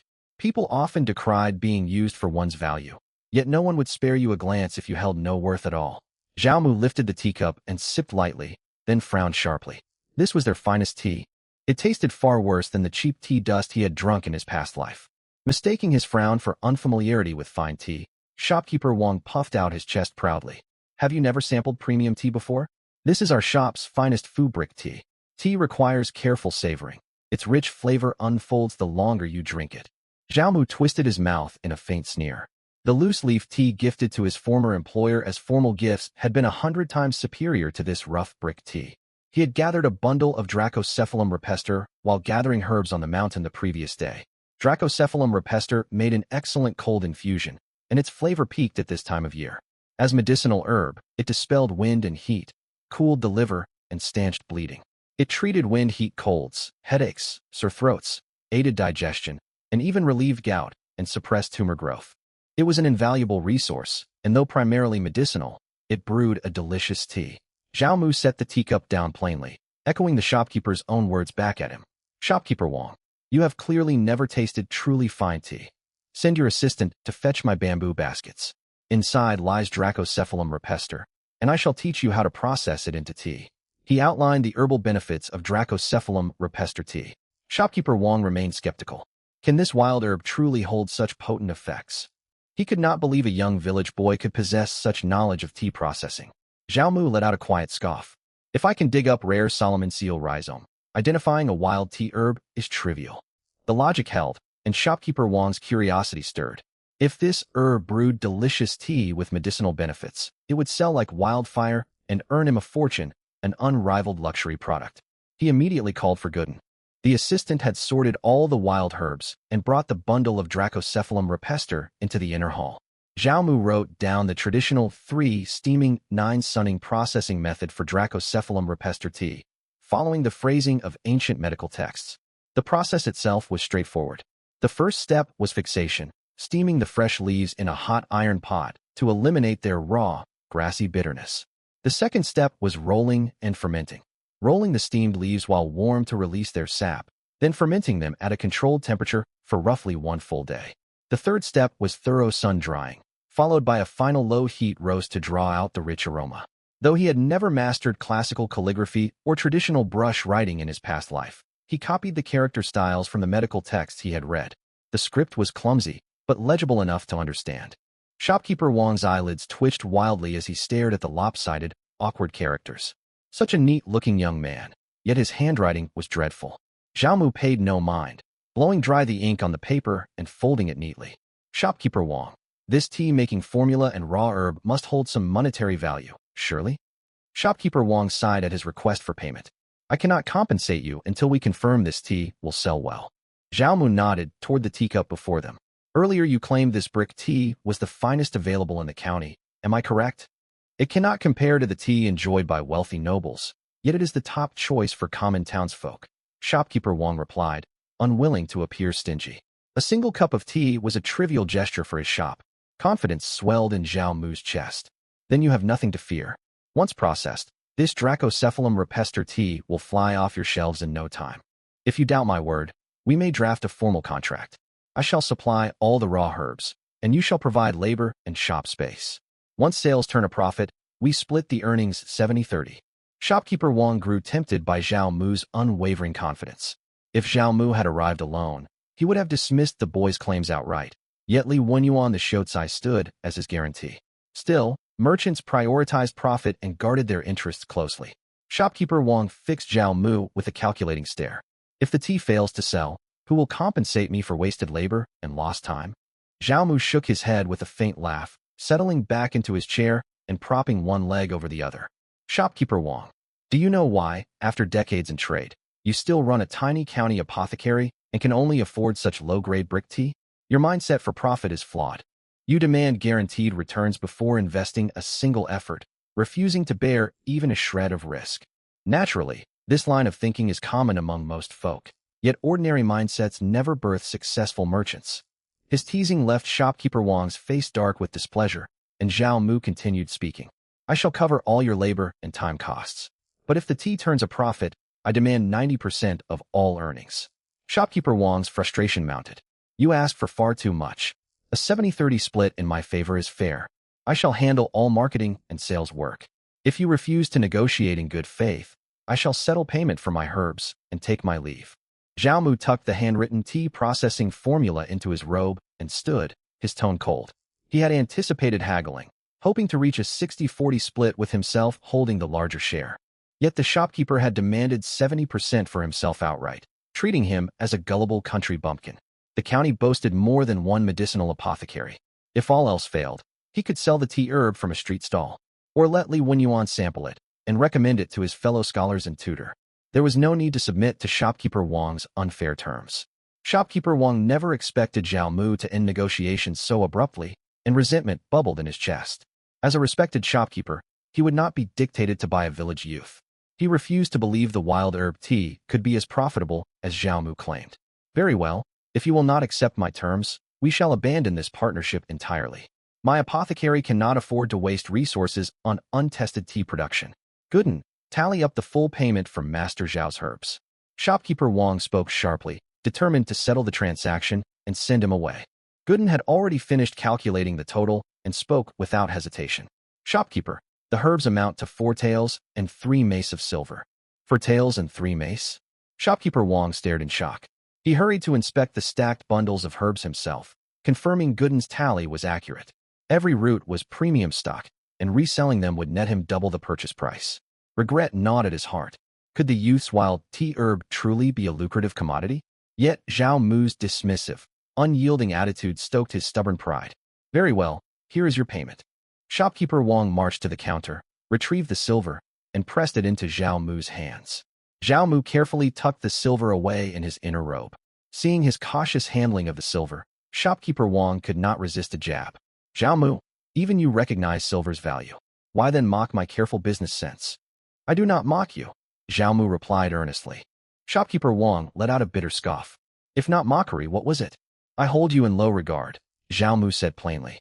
From the start, I saw the petty, narrow way you conduct your affairs. You sought Master Scholar Li's guidance for your son's writing, yet only offered to treat him to cheap tea-house refreshments. You crave great profits yet refused to take any risks. Now that he held his silver, Zhao Mu spoke his mind freely.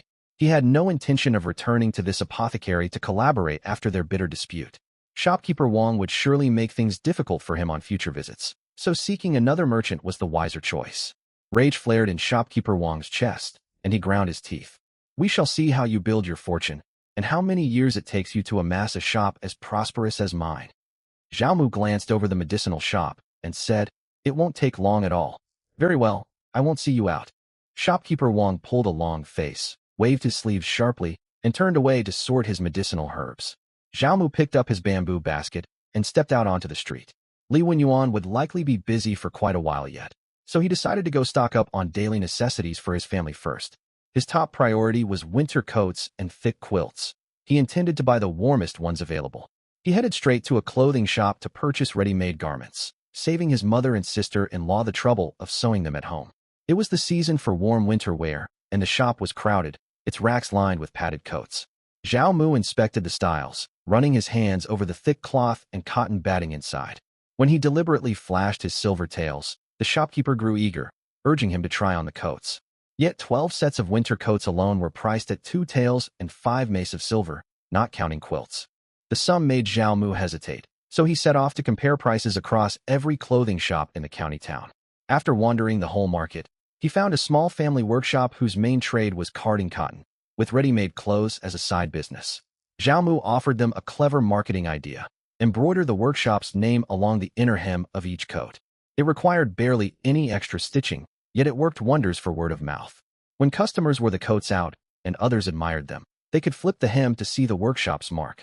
Even when worn privately at home, the name would stick in buyers' minds, making this shop their first thought when they needed new winter clothes the next year. He also suggested adding after-sales services. In those days, people wore their cotton coats for years, which would inevitably tear or lose cotton stuffing. Zhao Mu advised the workshop to offer a 10% discount on restuffing cotton for all garments purchased there. Once the cotton grew thin and worn, customers could have it fully unpicked and recard free of charge the first time. Subsequent recardings would still come with a discounted rate.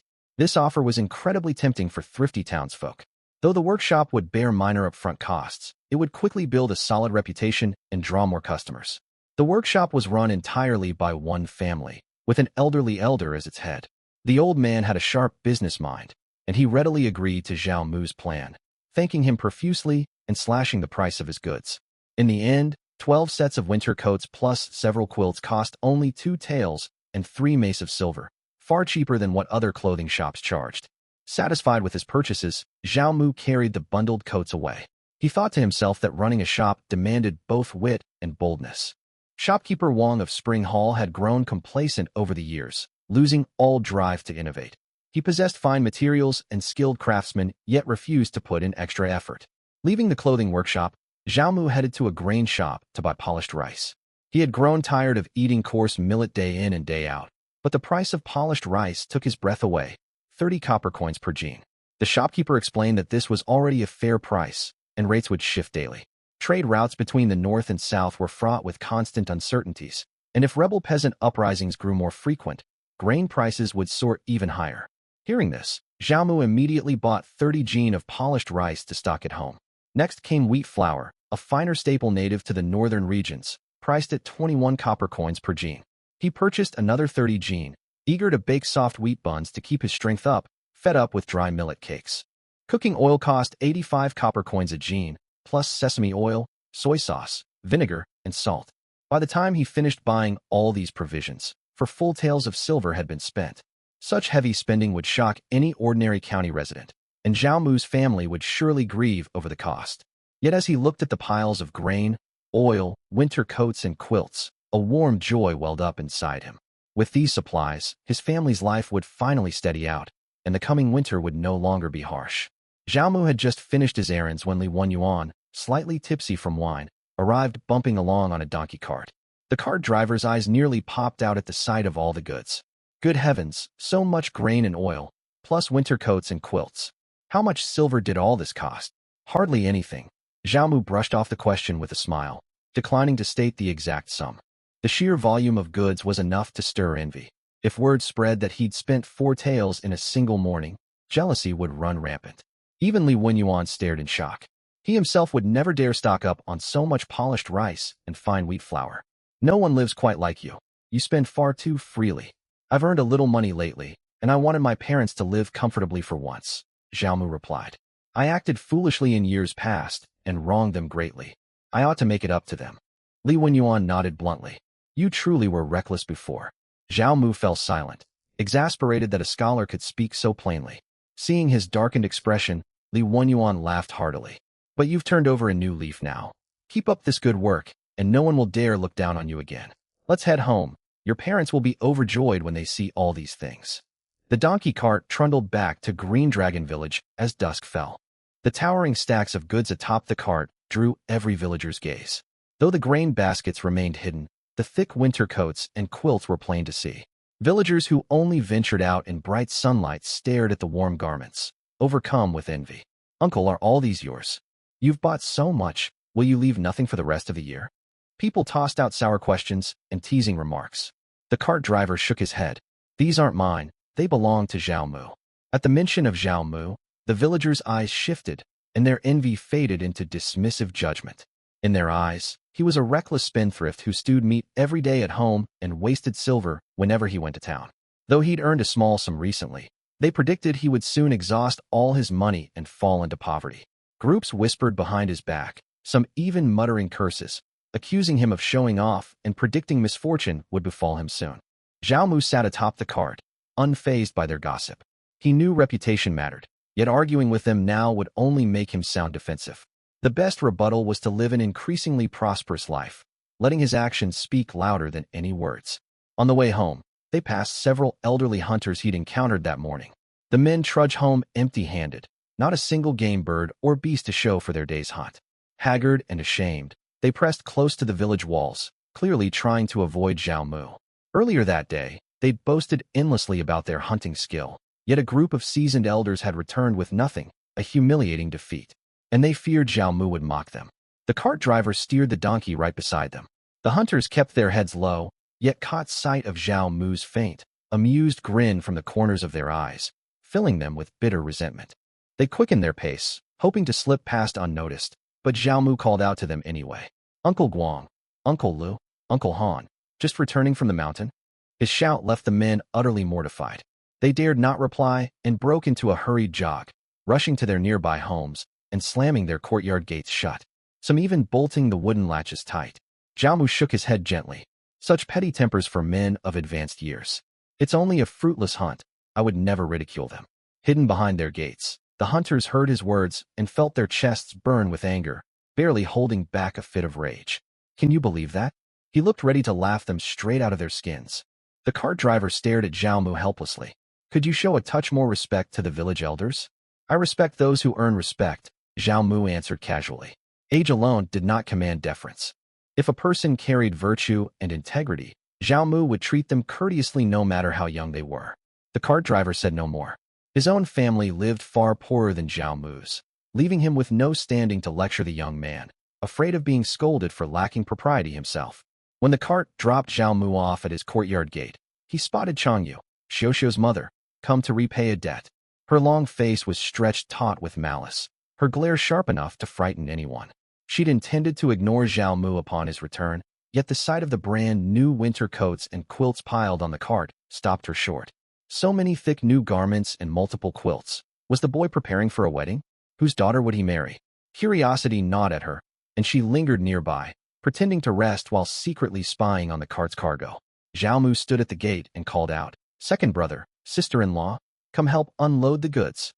Zhao Quan and his wife rushed out at once, while young Zhao Shan, who'd been playing nearby, sprinted over with a crowd of village children trailing behind him. Staring at the stacks of winter coats, Liang Chun gasped. "Third son, why buy so many coats? Winter is coming. Every member of our family will have 2 sets of padded coats, plus new quilts, so we won't freeze," Zhao Mu said with a warm smile. Changyu, watching from afar, drew a sharp breath. 2 coats for each person? The boy spent silver as recklessly as a wealthy landowner. Zhao Quan and Liang Chun reached out to touch the soft new coats, then pulled their grimy hands back, afraid to stain the unspoiled fabric. They stared at the garments as if trapped in a dream, unable to fathom that their humble household could afford such fine comforts. Zhao Mu paid their astonishment no mind. He pressed the coats and quilts into their arms, then lifted the heavy grain baskets down from the cart, staggering under the weight as jars and crocks clinked together inside. Zhao Quan had carried the bundles of clothing ahead, but turned back at the clattering sound, confused. "More goods in the basket? Did you not sell all your medicinal herbs?" "These are grains and cooking supplies I purchased," Zhao Mu huffed, red-faced from straining under the load. "We'll steam wheat buns for dinner tonight." He spoke loud enough for Changyu to hear. She'd looked down on him before, yet now he could afford fine food she could never dream of tasting. Sure enough, Changyu's face turned green with jealousy. Wheat buns required fine white flour, which cost 20 copper coins per jean in town. How could he afford such a luxury? Judging by the basket's weight, he had not merely bought a small handful to sample. Changyu stood on tiptoes, craning her neck to peer inside the basket, but could see nothing. Zhao Mu, however, gave her the answer she craved by calling toward the house. "Mother, come help me carry this basket. It holds 30 jean of polished rice, 30 jean of wheat flour, plus cooking oil and sesame oil. I can't lift it alone." At those words, Changyu's eyes blazed with greed.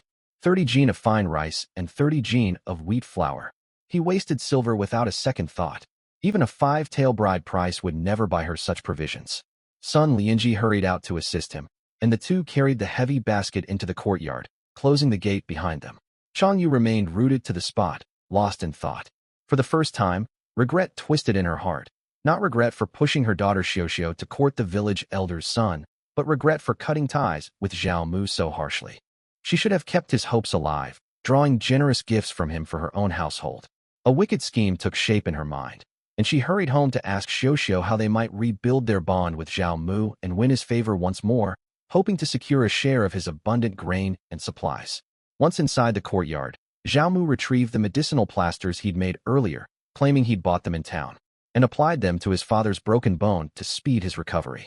He then helped his family gather all their old tattered quilts and coats, planning to have his mother and sister-in-law mend and repurpose them later. The brand-new quilts were laid across the beds in all 3 rooms, and he insisted every family member try on the new padded coats. Before changing into the warm garments, the whole family heated water, shut the courtyard doors, and scrubbed themselves clean, risking a chill to wash away months of farm grime. They even grabbed young Zhao Shan and scrubbed the layers of dirt from his skin, making the boy yelp in pain. Only after washing thoroughly did they slip into the new coats. Clean and wrapped in thick cotton, every member of the family looked bright and polished, no longer resembling rough village farmers toiling in the fields, but townsfolk instead. Though county townsfolk lived modest lives too, this was the life every rural peasant dreamed of. In that era, few families could afford new clothing even for the Lunar New Year, and staring at their crisp coats, tears of joy streamed down their faces. Seeing his family weeping with delight, Zhao Mu felt a heavy ache in his chest. Common folk endured such unrelenting hardship back then. A simple set of new clothes was enough to fill them with overwhelming happiness, their hopes so modest. He recalled a saying from his past life. Throughout the long history of their nation, only 3 generations had truly known consistent full bellies. Those born in the 2000s, 2010s, and 2020s. Every generation before that suffered endless scarcity. Zhao Mu shook off his somber thoughts. He was not yet in a position to fix the troubles of the whole world. His first priority was securing a good life for his loved ones. While his family savored their joy, he fetched water and flour to knead dough for steamed wheat buns. Young Zhao Shan, untouched by the melancholy of the elders, buzzed busily around Zhao Mu, calling him third uncle with boundless affection. And Zhao Mu shared his youthful delight. Once Liang Chun recovered from her tears, she stepped outside to find Zhao Mu at work and hurried to stop him. Third son, leave this chore to me. Go rest. You've done so much for our family. Now that Zhao Mu provided for the household, she wished to spare him all labor save for hunting. Zhao Mu waved her off. Sister-in-law, you won't manage the dough well. Let me handle it. It's just kneading flour. How hard can it be? Liang Chun began, then caught sight of the basin brimming with fine white flour and nearly fainted. At least 3 jean of precious wheat flour sat before her, and the sight pained her deeply. Noticing her stricken expression, Zhao Mu smiled. I told you this task isn't for you. Go rest indoors, I'll finish up. Liang Chun dared not touch the flour and hurried back to tell her mother-in-law. Son Lianji rushed out in a panic, staring at the basin of white flour and slapping her thigh in distress. Oh, reckless boy, how can you spend silver so freely? She reached to tweak his ear, yet could not bear to scold him harshly. Instead, she pinched her own thigh hard enough to leave a bruise. Zhao Mu paid no attention to her dismay, kneading the dough and heating a pot of water to steam the buns. When he judged the time right, he lifted the pot lid, revealing a pile of plump, white steamed buns shrouded in steam. The entire family crowded around the stove, even Zhao Dezhu, who dragged his aching broken leg over to peer inside, swallowing hard at the sight of the soft buns. Zhao Mu picked one up, tossing it gently between his palms to cool it, then tore off a small piece and fed it to Zhao Shan. The boy chewed greedily, and the rest of the family watched longingly. Zhao Quan swallowed thickly and asked, Shan, how does it taste? Delicious. The bun tastes amazing. Zhao Shan shouted excitedly, craving more. Zhao Mu handed him the rest of the bun, then called to Liang Chun. Sister-in-law, bring a bamboo tray to hold the buns. Right away, Liang Chun replied, rushing to fetch the tray, her hands gripping its edges tightly. Sweat beading on her palms as if she carried gold rather than steamed bread. Once all buns were transferred to the tray and set on the table, the whole family circled it, hesitant to take the first bite. Zhao Mu rolled his eyes and passed one bun to each person. Why stand there staring? Eat. Carefully cupping the soft buns in their palms, the family took their first bites. The tender, fragrant dough carried a faint natural sweetness, and tears welled up in their eyes once more, certain they were trapped in a beautiful dream that might shatter at any moment. Zhao Quan lifted his sleeve to wipe his tears, only for Liang Chun to kick his ankle sharply. Fool, don't get your new coat dirty. All right. Zhao Quan, a rough, unrefined man, quickly pulled out a tattered cloth handkerchief to wipe his tears. The handkerchief was stitched together from scraps of old clothing. Zhao Mu watched and couldn't help but chuckle. This was just like Zhang Fei taking up embroidery, utterly mismatched.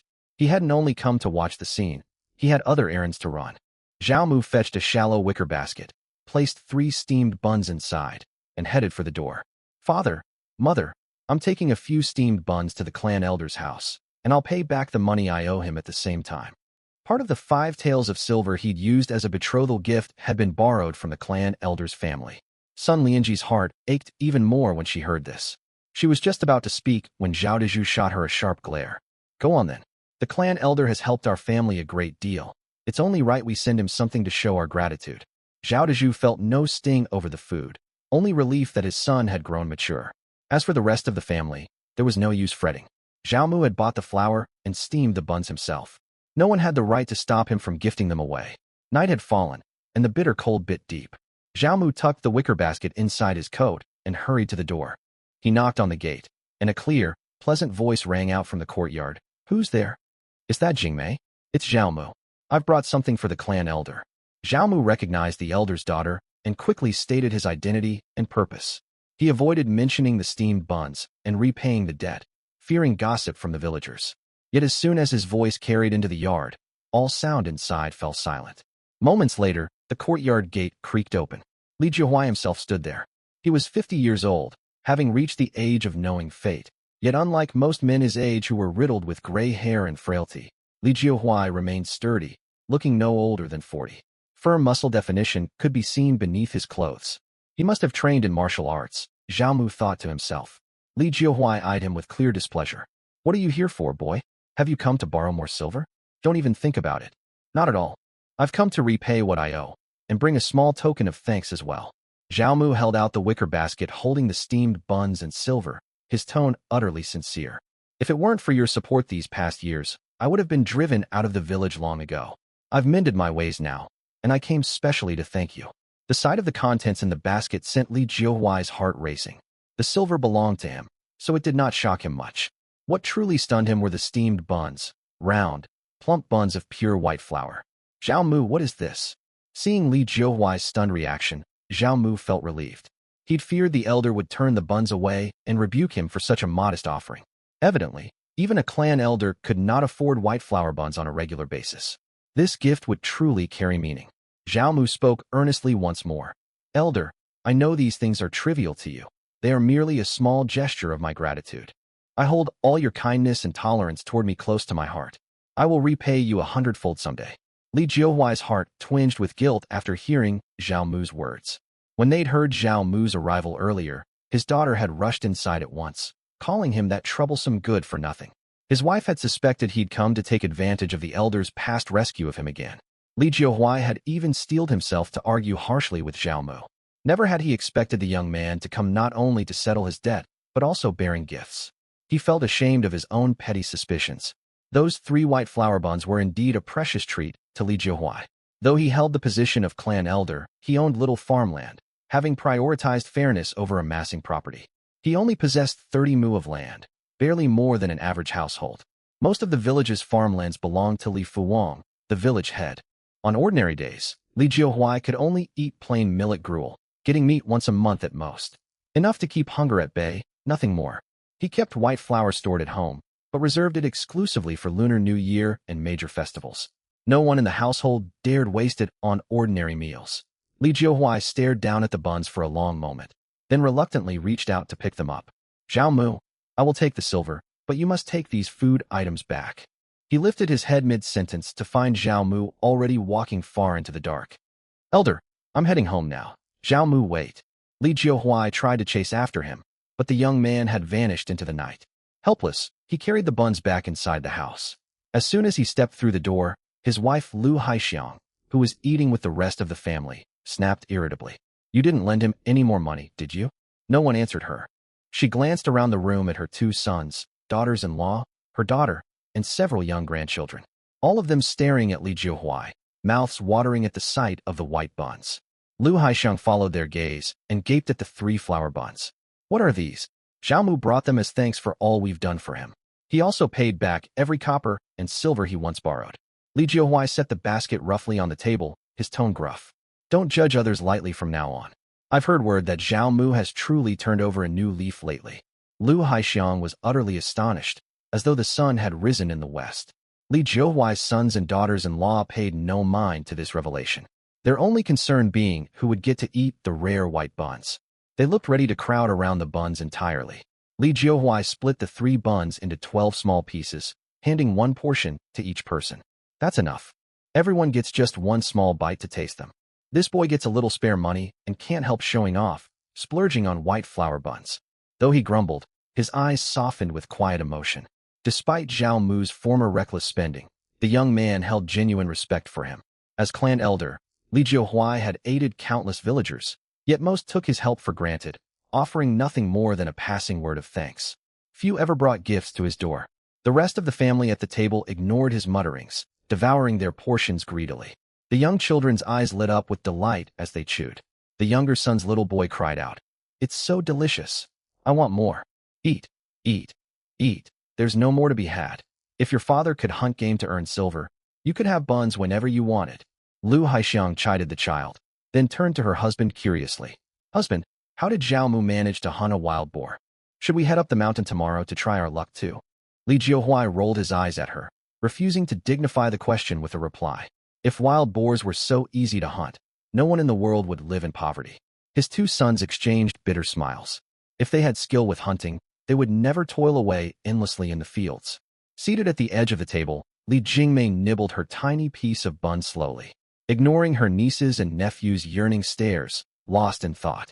Could Zhao Mu, who once pestered her with frivolous chatter every time they met, really have changed for good? When Zhao Mu returned home, his entire family waited for him to begin supper, untouched steamed buns sitting before them. They would not take a bite until he arrived. Even Zhao Xiaoshan, bouncing restlessly with hunger, dared not sneak a single mouthful. Zhao Mu quickly washed his hands and sat down. "Why wait for me? Eat quickly before the food grows cold." Zhao Xiaoshan, overcome with hunger, reached out at once to grab a chicken leg. Liang Chun grew upset and moved to snatch it away, insisting Zhao Mu eat first. Zhao Mu waved her off. "Sister-in-law, let him have it. After dinner, he has to go study at the scholar's home. Studying is no easy task." "Studying hard? Sitting indoors is far more comfortable than working the farmland under the sun," Liang Chun muttered. Yet she did not take the chicken leg back. She did not favor her own son over Zhao Mu. She dared not go against his wishes. In her eyes, Zhao Mu was now the head of the household. Seeing she did not understand, Zhao Mu offered no further explanation and urged everyone to eat. After supper, Liang Chun cleared the bowls and chopsticks. Zhao Mu took Zhao Xiaoshan to Li Wenyuan's residence. Li Wenyuan had been waiting for them already. Catching the scent of chicken clinging to their clothes, he shook his head. "You boy, you must learn to manage your silver better. Such extravagance is unwise." "I know what I'm doing," Zhao Mu replied, not daring to boast excessively. He needed the scholar's favor. Li Wenyuan did not meddle in others' livelihoods. He called Zhao Xiaoshan over and began teaching him to read characters while Zhao Mu watched nearby.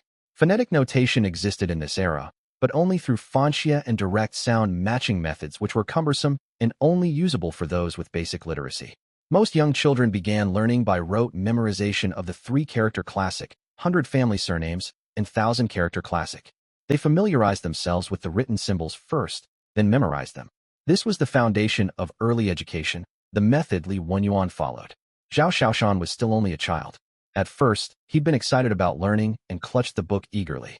Yet after a short while, his eyes grew tired, and the scholar's lessons sounded like incomprehensible gibberish. He nodded off mid-lesson. Li Wenyuan showed no mercy to the boy, nor did he spare Zhao Mu's feelings. He picked up his bamboo ruler and struck without hesitation. Dozing off? A strike. Lack of focus? A strike. Tears. Still a strike. Zhao Xiaoshan endured repeated blows, glancing toward Zhao Mu with tearful eyes, begging for help. Zhao Mu pretended not to notice, silently thinking to himself, "At least he won't take the ruler to me after this."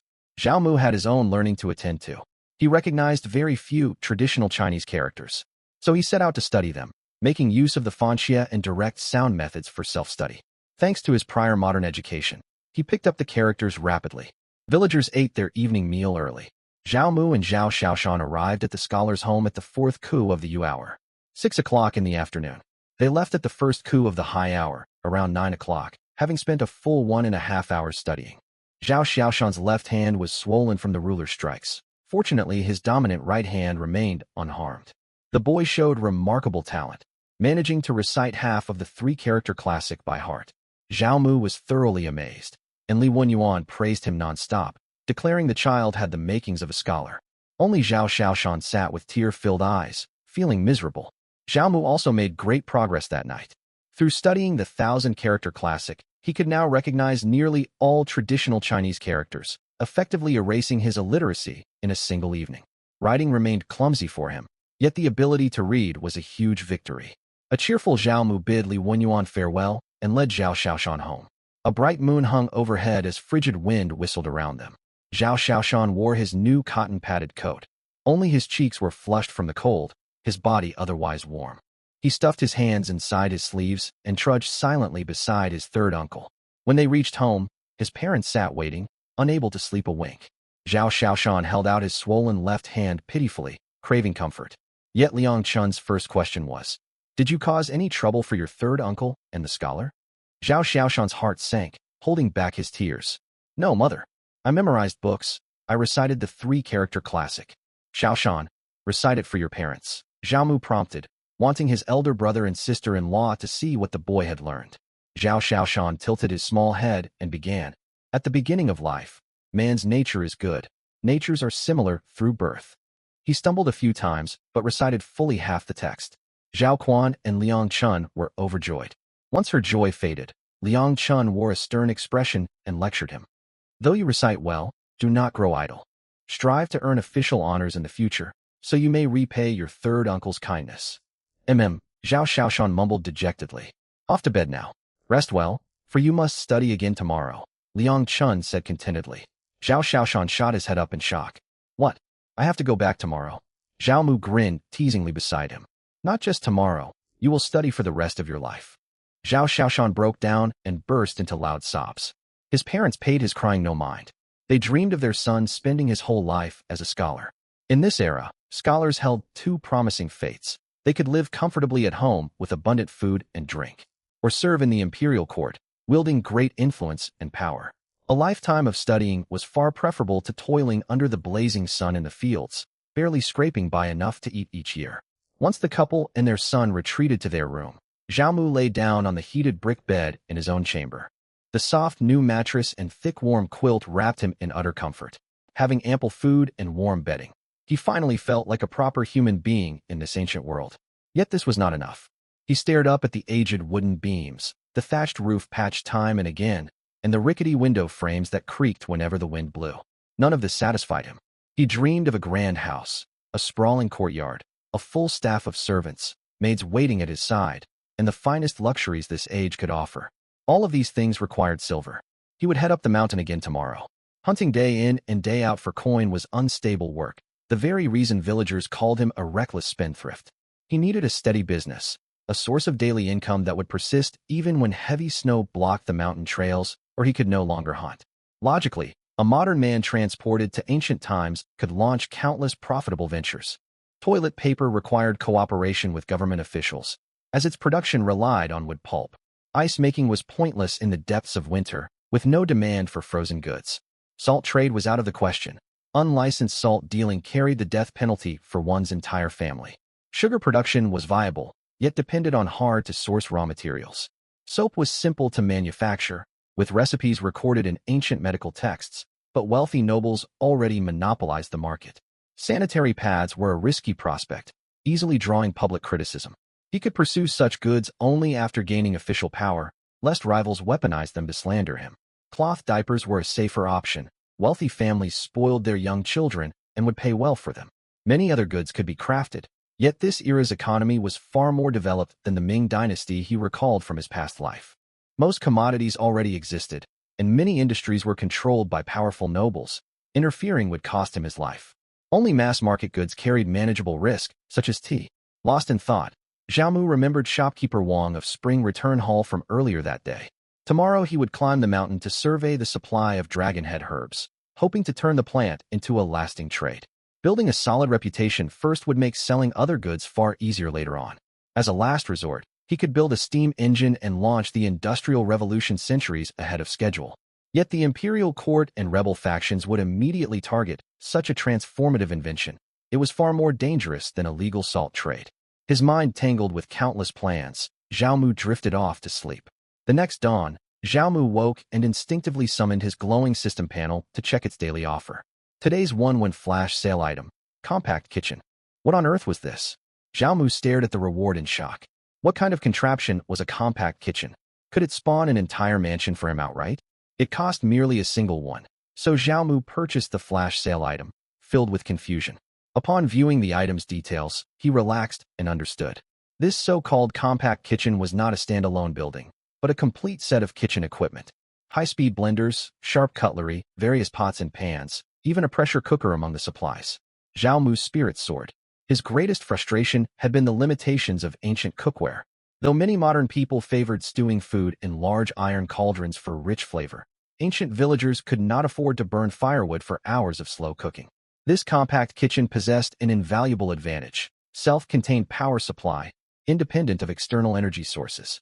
Within its bounds, he could prepare anything he wished, meaning he could survive deep in the mountains for extended stretches. It enabled production of all the goods he planned to sell, especially processed tea, its equipment far more advanced than the tea roasting tools used in the Ming Dynasty. Zhao Mu leapt out of bed at once, wincing sharply as pain shot through his body. He had endured a harsh beating not long before.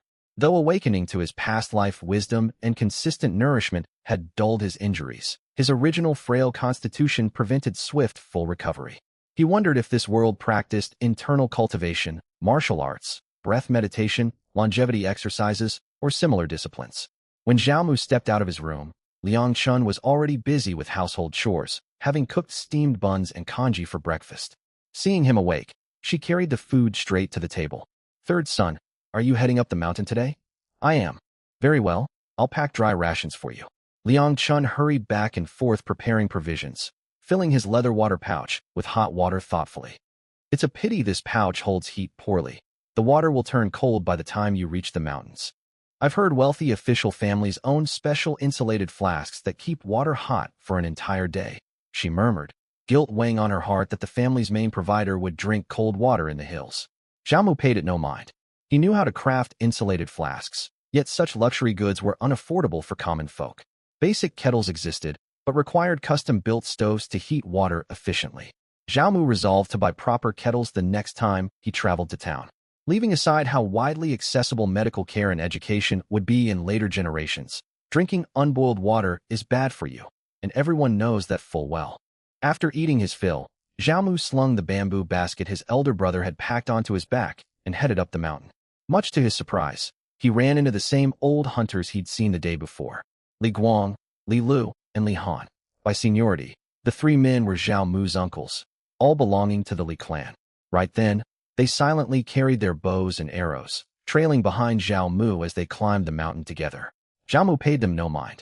He already had warm cotton-padded clothes, so he had no need to trade for extra warm gear. He planned to pull out his gun once they parted ways further up the slope.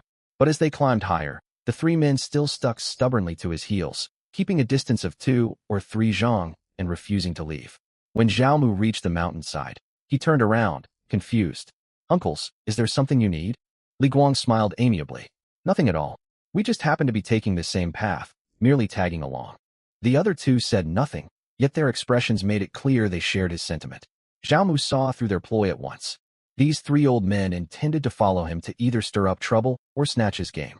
Unable to catch prey on their own, they wanted to leech off his hunting luck.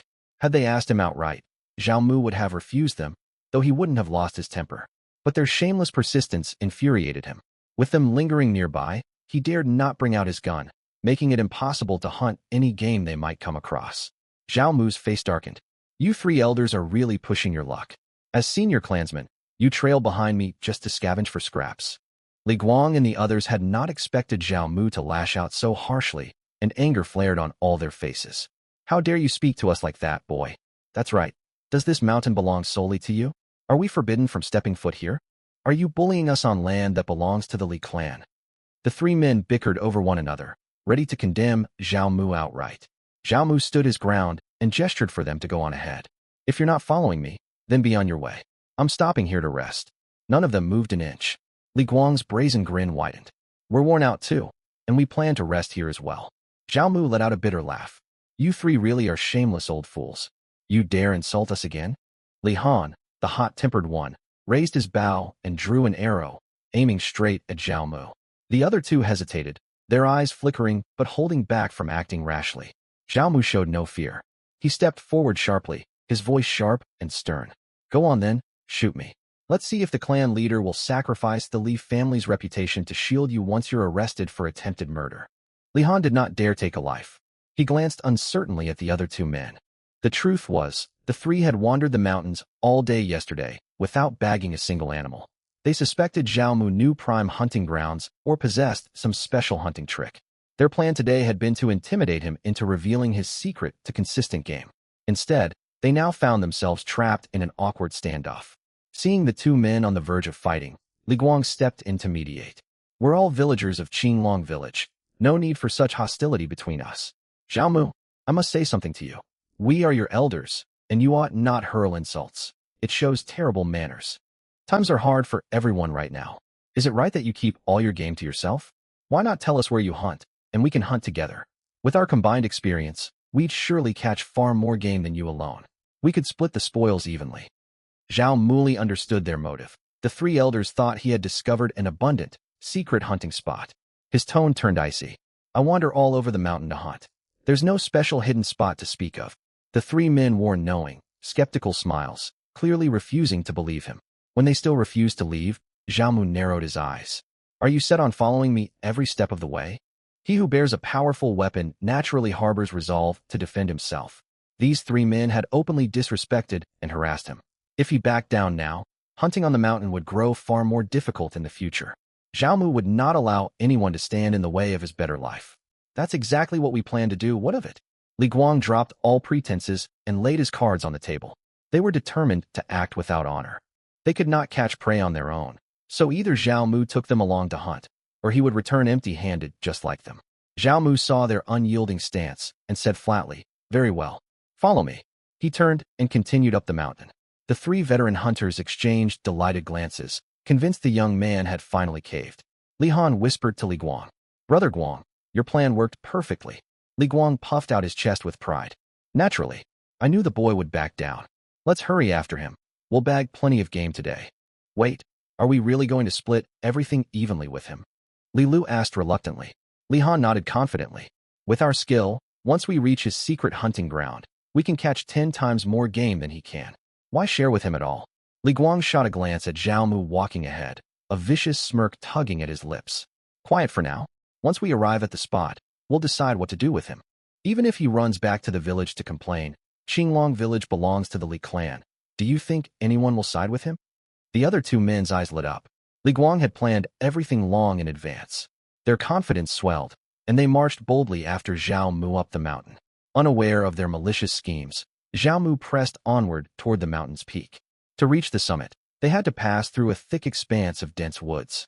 The three men behind him hesitated when they watched him enter the trees. Where is he leading us? This forest is dangerous, Li Han muttered uneasily. Li Guang felt a flicker of doubt too, yet he believed Zhao Mu lacked the courage to trick them. He gritted his teeth. Keep up. There are 3 of us against 1 of him. What harm could he possibly do? The others agreed and steeled themselves to follow, vanishing into the thick foliage. For figures, 1 leading and 3 trailing, ventured deeper into the woods. Though winter gripped the land, pine and cypress trees filled the forest, their green foliage blocking much of the sunlight. Casting the woods in deep shadow, thick layers of fallen leaves carpeted the ground, turning to soft mud and making every step treacherous, with hidden pits waiting to trip anyone who wandered carelessly. Once they had traveled far enough into the woods that the village and outer mountain slopes vanished entirely, Zhao Mu knew he had reached his destination. He turned his back to the 3 men and pulled out his gun. Li Guang and the others stumbled forward over leaf-littered ground, grumbling nonstop. How could there be good hunting here? Zhao Mu, are you playing us for fools? I warn you not to hatch any crooked schemes. No one would ever find your body if we dealt with you deep in these woods. Murderous glints flashed in their eyes, especially Li Han, who had lost all hesitation now that they were far from other people. Few hunters from Qinglong village or neighboring hamlets dared venture this deep. Anyone who died here might never be found. That was exactly the reason Zhao Mu had led them here. He He turned to face the three men, who instantly raised their bows and arrows, aiming straight at him. But when they caught sight of the strange metal contraption in his hands, shaped like a thick stick, cold smirks spread across their faces. "Have you lost your wits, boy? We hold bows and arrows, and you intend to fight us with nothing but an iron rod." Li Guang snarled, drawing his bow fully taut. Zhao Mu rolled sideways behind a tree and pulled the trigger. Rat-a-tat! Dozens of bullets sprayed forward. The three overconfident old hunters had no time to react, fresh bloody wounds bursting open across their bodies. Zhao Mu ducked behind the trunk and peeked out, ready to fire again to finish them off. The three men had not managed to loose a single arrow. Their bows slipped uselessly from their hands and clattered to the ground. They stared numbly down at the blood pouring from their chests, their strength draining away by the second. This was Zhao Mu's first time witnessing the true effect of gunshots. Unlike the tales he'd heard, a person struck by bullets could not muster the strength to fight back. The searing agony and rapid blood loss sapped all physical power instantly. Even the adrenaline surge of impending death only prolonged their consciousness for a fleeting moment. The devastating, tearing wounds left by the AK-47 left them completely unable to crawl across the forest floor. All their earlier arrogance and threats vanished, replaced by raw terror. Li Guang coughed up blood as he begged desperately. "Zhao Mu, we know we were wrong. Spare our lives." The three men stared in abject horror at the fire-spitting metal weapon in Zhao Mu's hands, unable to fathom such a formidable tool existing in the world. Zhao Mu watched their miserable state and let out a quiet breath of relief. He stood motionless, letting them fade away amid whimpers and fear. Once the three men drew their last breaths, he immediately searched their bodies, found a shovel they carried, and set about digging a shallow grave. He only needed to bury them deep enough that wandering passers-by would not spot the bodies. As he labored away, a sudden icy chill washed over his back. His heart lurched. Could ghosts truly exist in this world? Tensed and cautious, he slowly turned his head to look. A pair of amber eyes stared at him from deep within the dense trees. Damn it! How could a tiger be here? Zhao Mu locked eyes with the great beast, slowly setting down his shovel and gripping the AK-47, slotting in a fully loaded fresh magazine. The weapon gave him a small measure of reassurance, yet fear lingered. Humans instinctively feared the king of beasts. The tiger stood over a meter tall at the shoulder, stretching more than 2 meters from nose to tail. Its frame lacked the bulky girth of a wild boar, yet every muscle hummed with explosive, terrifying power. Even without snarling or striking a threatening pose, its imposing presence sent a shiver down anyone's spine, the distinct king marking emblazoned across its forehead radiating unrivaled dominance. The tiger remained rooted in the distance, holding Zhao Mu's gaze as both sides tested one another, waiting for the other to show fear and expose a fatal opening to strike. After a long moment, the tiger glanced down at the ground beneath Zhao Mu's feet. Zhao Mu caught its meaning at once. The beast had caught the scent of human blood and come hunting for a meal. An idea flickered through his mind. Could he let the tiger dispose of the bodies for him? He stepped backward slowly, dry twigs and dead leaves crunching under his boots. The tiger lifted one massive paw and advanced forward step by step, matching his retreat. Man and beast circled in this slow dance, Zhao Mu falling back until he stood far enough away to leave the burial site unguarded. The tiger padded to the shallow grave, sniffed the earth, and made no move to chase Zhao Mu, recognizing the threat the human and his strange weapon posed.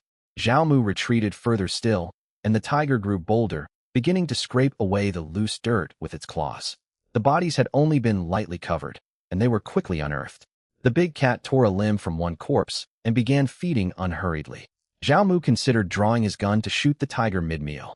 No laws protected wild animals in this era. While villagers avoided hunting pregnant or young beasts, tigers, leopards, and wolves were deemed dangerous scourges. Anyone who killed one would earn official rewards from the county court.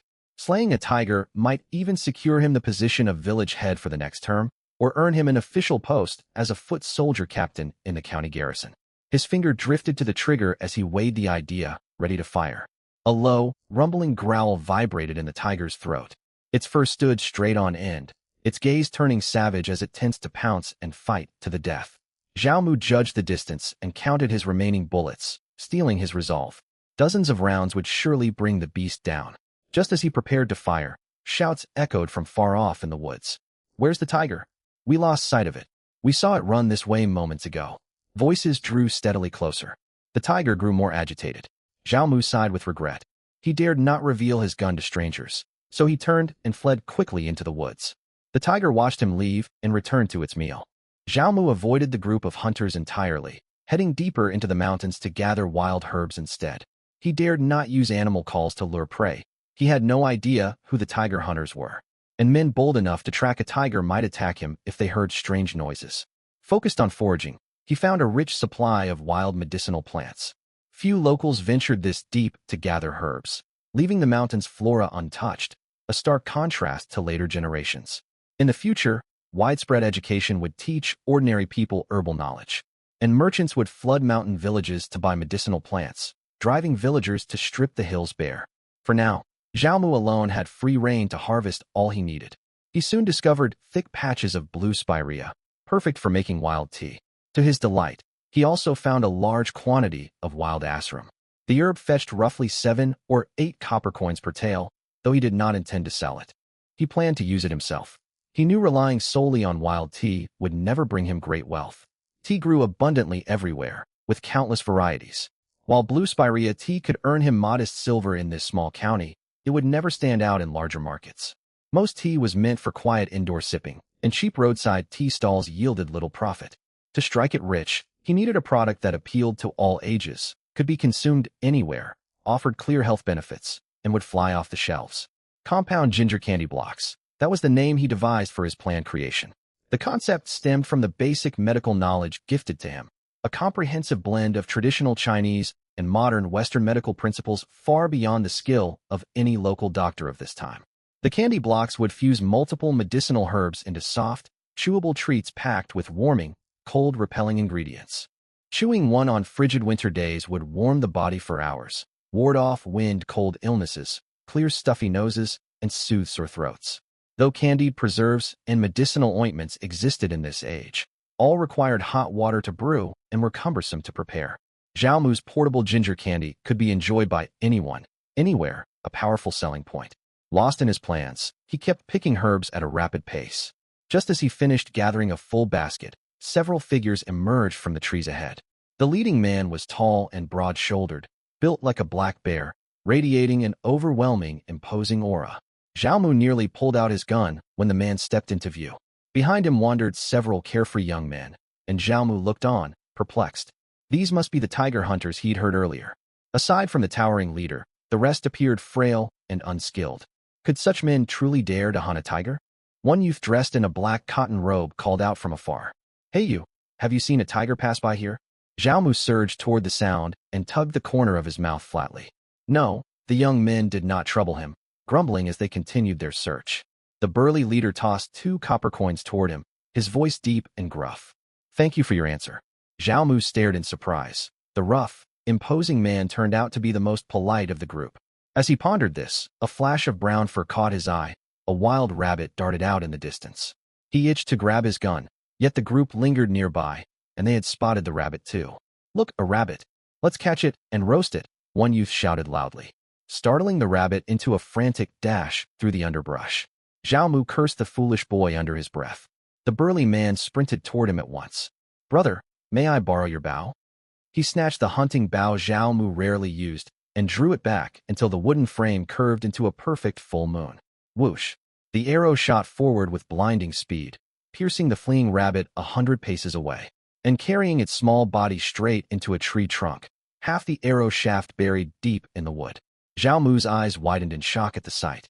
Was this man blessed with superhuman strength, or trained in some formidable martial art? Haha, a perfect hit. Brother Tianqing's skill is unmatched. The young nobleman laughed and rushed forward to pull the rabbit free from the tree. Yet no matter how hard they tugged, the arrow would not budge. In the end, they hauled the rabbit's body down off the arrow's tip and left the shaft embedded in the trunk. He paid no mind to how roughly handling them would damage the arrows and the rabbit meat. The fletching on the arrow shafts had been practically plucked bare. Zhao Mu's eyelids twitched repeatedly, silently cursing them as reckless wastrels. He'd carried these arrows on his back for days without them sustaining such severe damage. How could they show such disregard for items that belonged to another person? The burly man tossed the bow and several copper coins over to him. "This is compensation for you." Zhao Mu hadn't expected the man to be so reasonable. He took the coins and asked curiously, "May I ask, sir, what martial skill did you use for that shot just now?" Martial skill. The burly man turned to look at him in confusion. What I used was a shooting technique passed down among military troops. It takes years of practice to master. Zhao Mu tugged at the corner of his mouth. So it was no special martial art. This man simply possessed immense natural strength. You want to learn martial arts? True martial arts do exist, but most are passed down within clans and never taught to outsiders. I've heard some top military scholars and army generals open martial schools or escort agencies to teach fighting skills after retiring home. But getting into such places is no easy feat. Some even require you to sign a lifelong indenture contract. As for you, the burly man stepped forward and squeezed Zhao Mu's arm.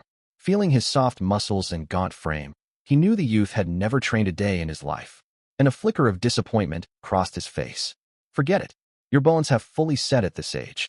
No martial school or escort agency would take you on. Even if you started training now, you could never afford the supplies and nourishment it demands. The burly man shook his head, trying to dissuade Zhao Mu from stepping onto this difficult, costly path. Zhao Mu never worried about money. His interest in martial arts stemmed from two reasons. First, he wanted to strengthen his frail body, and second, he wondered how capable martial arts masters truly were, and whether their skills could withstand gunfire. If every master fought like the legendary Yi Wen, firearms would be far less effective. Zhao Mu even toyed with the thought of drawing his gun and eliminating these men to test their actual strength. Seeing Zhao Mu remained undeterred, the burly man pulled a small booklet out from his robe. I stumbled upon this health-preserving martial arts manual by chance some time ago. It's labeled martial arts, but it's really just a set of exercises to build vitality. So it places heavy emphasis on nourishing tonics. Zhao Mu struggled to understand the man's generosity. Were there really such straightforward, honest people around, handing over a martial arts manual without a second thought? The burly man noticed Zhao Mu's confusion and smiled. You're a hunter, and that rabbit should have been yours before we took it. This is compensation for that loss. Besides, it's not a profound combat manual, so it means little to me. If you have no desire to practice it, you could sell it for a few maces of silver. Zhao Mu took the booklet and skimmed through it briefly. The burly man turned and walked straight back toward the group of wealthy young masters who had called for him. Zhao Mu was so absorbed in reading the booklet that he did not notice when the men left entirely. He could not recognize every character written inside, yet he could piece together the general meaning from the words he knew. It was indeed a set of exercises for longevity and physical wellness, similar in effect to the 5 animal frolics. That suited him well. Building strength was his most pressing need right now. The catch was the tonic requirements. The manual repeatedly listed ginseng, deer antler, fleece flower root, and other costly ingredients that ordinary folk could never afford. At the very end of the booklet lay notes left by its previous owner that made Zhao Mu's heart race. They recorded the names and sects of numerous martial arts experts, detailing visits to many famous clans and cultivation schools. It seemed this era boasted a great many martial practitioners. Could the long-lived emperor, who devoted himself to cultivating immortality, truly have extended his reign? Might the dynasty that resembled the Ming dynasty actually be the Ming itself, altered by the emperor's prolonged lifespan? Many suspected the Ming dynasty's decline stemmed from the eastern faction's covert schemes against the royal house, eliminating promising princes and leaving only incompetent heirs to rule. If the long-lived emperor had retained his power, taught his descendants to cultivate physical strength, and fended off the eastern faction's plots, the dynasty could well have endured to the present day. Zhao Mu pondered for a long time, yet the clues he had were far too scarce to draw any solid conclusions. These matters were far beyond his current concerns, so he pushed the thoughts aside.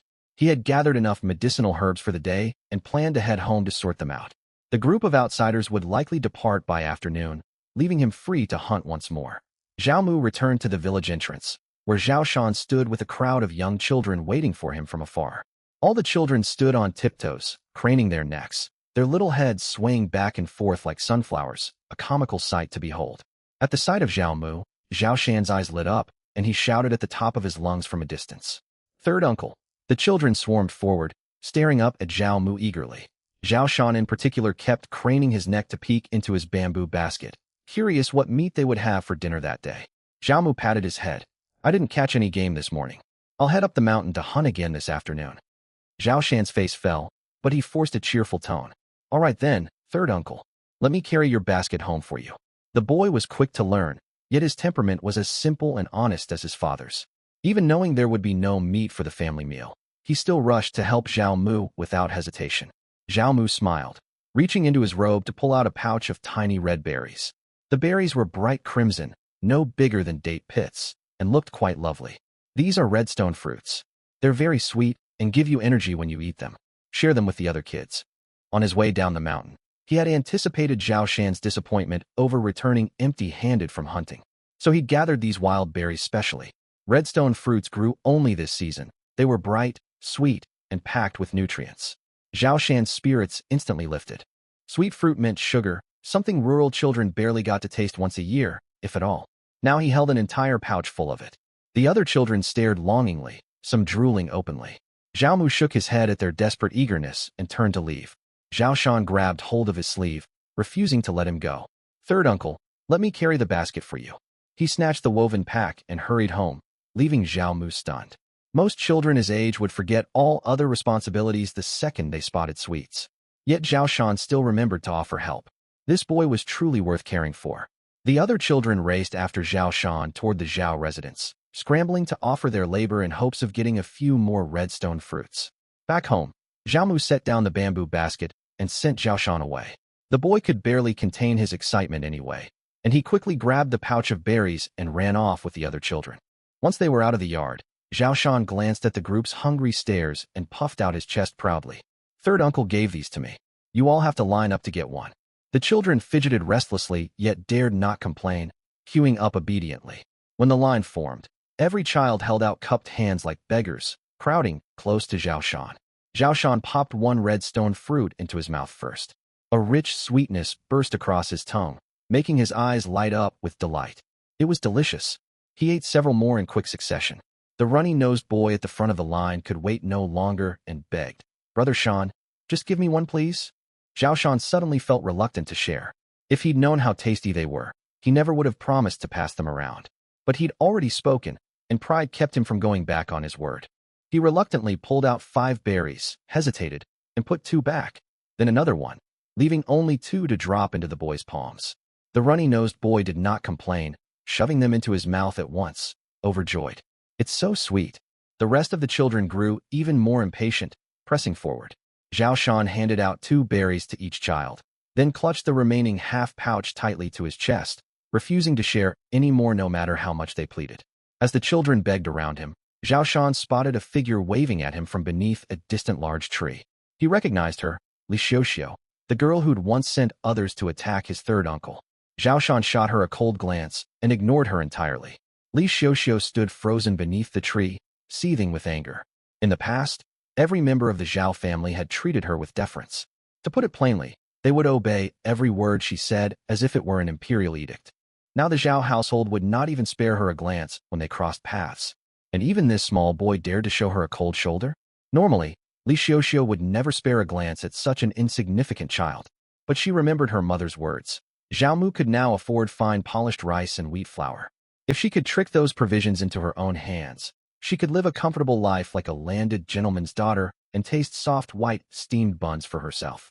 She dared not approach Zhao Mu directly, as she still planned to marry Li Kongming. Her scheme was to send Zhao Shan to call Zhao Mu over, yet the boy had ignored her outright. Still, a young child was easy to sway with a small treat. Gritting her teeth, Li Xiuxiu pulled out a dark sugar lump. Li Kongming had bought it for her during a trip to the county town. There were only 5 in total, and she'd eaten just one so far. Sacrificing one to win over the boy stung deeply. Zhao Shan watched Li Xiuxiu wave the sugar lump with a smile and misread her intentions, thinking she was merely showing off her candy. He grabbed a handful of redstone fruits and stuffed them in his mouth defiantly, as if to say, "I have treats too." Li Xiuxiu burned with frustration. Was this child dim-witted? With no other choice, she stole a glance at Zhao Mu, who was sorting medicinal herbs in the Zhao courtyard. He would surely head to the county town sooner or later. She planned to pretend to be traveling the same route and tag along to figure out how he earned his silver. If she could swindle not only his grain supplies, but also his method of making money and tell the village head's family, her status after marrying Li Kongming would soar instantly. She had no doubts Zhao Mu would comply with her requests. He had once tried to strike up friendly interactions with her before, which she had turned down. She could simply offer to walk beside him for a short while where no one could see them. If his money-making method proved lucrative, she would be willing to concede even more to get what she wanted. With this plan in mind, Li Xiuxiu sought the village's cart driver and arranged to ride his donkey cart to the county town that afternoon. Zhao Mu had always traveled to town in the afternoon after gathering herbs the last time. After all, Zhao Mu had no idea he had become the target of Li Xiuxiu's schemes again. He focused quietly on sorting his medicinal plants, handling the blue monk's hood himself without letting anyone else assist, tidying each sprig carefully. Seeing the piles of herbs spread across the yard, Zhao Daiju asked curiously, "Third son, are you heading into town this afternoon?" "No, I'm going up the mountain to hunt." Zhao Mu suddenly remembered his father's military service and leaned in to ask in a low voice, "Father, do you know anything about martial arts?" Zhao Daiju nodded. "I do. The army taught basic fist and kick techniques. Powerful clans and religious sects also guard exclusive martial arts skills, which ordinary people can never afford to practice. With our family's small stores of grain, a martial artist would run out of provisions in 3 short days." Zhao Mu drew a sharp breath, yet excitement welled up inside him. We were talking about staple grain, not trivial snacks, dozens of caddies consumed in just 3 days. Even a black bear could not eat that much. It meant martial arts training demanded immense energy, and greater energy translated to greater physical strength. Are there many martial artists around? What is the peak of their ability?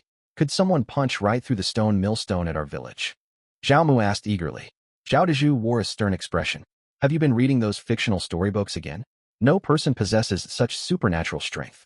Let me put it this way. The strongest man I ever met was our battalion commander. He could lift our village's stone millstone and toss it back and forth between his hands. Shattering it outright is beyond human capability. Disappointment washed over Zhao Mu. The martial arts of this world had not reached the mythical, godlike feats he'd imagined. Watching his son's dejected look, a thought crossed Zhao Daju's mind. On his journey home after being discharged from the army, he'd once met a Taoist priest surnamed Zhang. The priest carried an ethereal bearing, white hair paired with a youthful face, and possessed profound knowledge. Zhao Daju had not realized his extraordinary skill at the time and chatted with him for a long while. Later, a gang of thugs blocked the road with a fallen tree to demand money, and the Taoist priest split the full-grown tree, wide enough for 2 men to link arms around, clean in half with a single palm strike. Perhaps that was the kind of extraordinary master his son wanted to learn about. Yet Zhao Daju feared Zhao Mu would abandon his family to pursue Taoist cultivation, throwing away the stable, prosperous life they had only just gained. He held his tongue and said nothing of the encounter. Zhao Mu did not press the matter and returned to sorting his herbs. Though he possessed a portable miniature kitchen, some processing steps required manual work outdoors, such as rinsing the plants in cold water and laying them out to dry. He finished sorting just as the family meal was ready. Thanks to his persistent requests, Liang Chun now cooked every meal with fine wheat flour and polished rice to ensure the whole family received sufficient nutrition. Unfortunately, there was no meat that day, only wild vegetables stir-fried with leftover lard. Even so, every member of the family ate their fill with great satisfaction. Zhao Mu's heart remained restless, however. He knew he needed a steady, reliable business. Hunting could tide them over emergencies, but it could not lift the family out of poverty long-term. By afternoon, the blue monk's hood had dried sufficiently. When no one was watching, he stored the herbs inside his portable miniature kitchen, then set off up the mountain to hunt, while simultaneously beginning the fixing and tea processing steps within the kitchen space. As Zhao Mu trekked up the mountain, Li Xiuxiu had already boarded the cart driver's donkey cart. She paid the fare, and the driver urged the donkey forward toward the county seat. They had traveled several miles outside the village without catching sight of Zhao Mu, and Li Xiuxiu stared in shock. "Uncle, is it just the 2 of us going to town?" "That's right," the cart driver laughed. Li Xiuxiu suppressed her frustration and asked, "I heard Zhao Mu was heading to town too. Why hasn't he come?" "Him? He's gone up the mountain to hunt. Didn't you see him leave? That boy earned several taels of silver recently and bought piles of supplies. He doesn't need to go to town all winter." "Hey, why do you ask? Still thinking about that young man?" "I'll tell you, Zhao Mu's made quite a name for himself lately. Plenty of young women in the village are curious about him." The cart driver rambled on about Zhao Mu's knack for earning silver, as if he himself had splurged on all those household goods. Li Xiuxiu's heart ached bitterly. All that wasted 5 when cart fare. Damn Zhao Mu, why couldn't he have gone to town today? Zhao Mu knew nothing of Li Xiuxiu's plotting as he walked deeper into the mountains. Halfway up the trail, he crossed paths with the fisherman Li Dajiang. Ever since his scheme to frame Zhao Mu for poisoning the river fish had been exposed, Li Dajiang had been racked with guilt and gone out of his way to avoid him. Today, however, He had waited deliberately beneath a large tree on Zhao Mu's only path up the mountain. He kept twisting his hands awkwardly, looking as though he wanted to approach, yet hesitated. Zhao Mu treated him as invisible, not sparing him a single glance, and strode coldly onward toward the mountain. Seeing Zhao Mu ignore him completely, Li Dajiang's expression darkened. He spat hard on the ground and turned to trudge home. When he arrived, his wife Wang Hui hurried over expectantly. Well, did he agree to the deal? Agree my foot. I waited under the tree for him, and he wouldn't even greet me. He's gotten far too arrogant with a little silver, acting as if elders are beneath him. If he won't speak to me, I won't waste my breath on him either. Li Dajiang grumbled and dragged over a small wooden stool to sit down. Wang Hui kicked the stool over sharply, gnashing her teeth in anger. Are you daft? We agreed you'd convince Zhao Mu to rent our boat, and you didn't say a word? Look at how you've wasted your days on the river lately. What have you caught? Not a single fish, yet you work yourself to exhaustion every day. You neglect all the housework and eat more than your share of food. Renting the boat out would bring in steady silver. It's far better than letting it rot unused. Li Dajiang landed hard on the dirt ground where the stool had fallen, furious. But did you see how high and mighty he held his head? Wang Hui let out a cold laugh. If I'd earned that much money, I'd act even prouder than him. Li Dajiang had no retort and mumbled resentfully. Should I go ask him again? Hurry off then, Wang Hui urged, then suddenly remembered something and called after him quickly. We own the only boat in the village. He has nowhere else to rent one. And the boy has plenty of silver, so charge him a steep price. For 1 day's rental, ask for 20, no, 100 copper coins. Li Dajiang gasped. Do you think he'll accept that? Wang Hui smiled smugly. He definitely will. I've been watching him closely these past 2 days. Every time he comes down from the mountain, he carries no game at all. That means he can no longer catch wild animals, only useless wild weeds. He'll jump at the chance to fish for profit, so even 100 coins a day is a price he'll swallow and pay without complaint. Li Dajiang's eyes lit up with delight.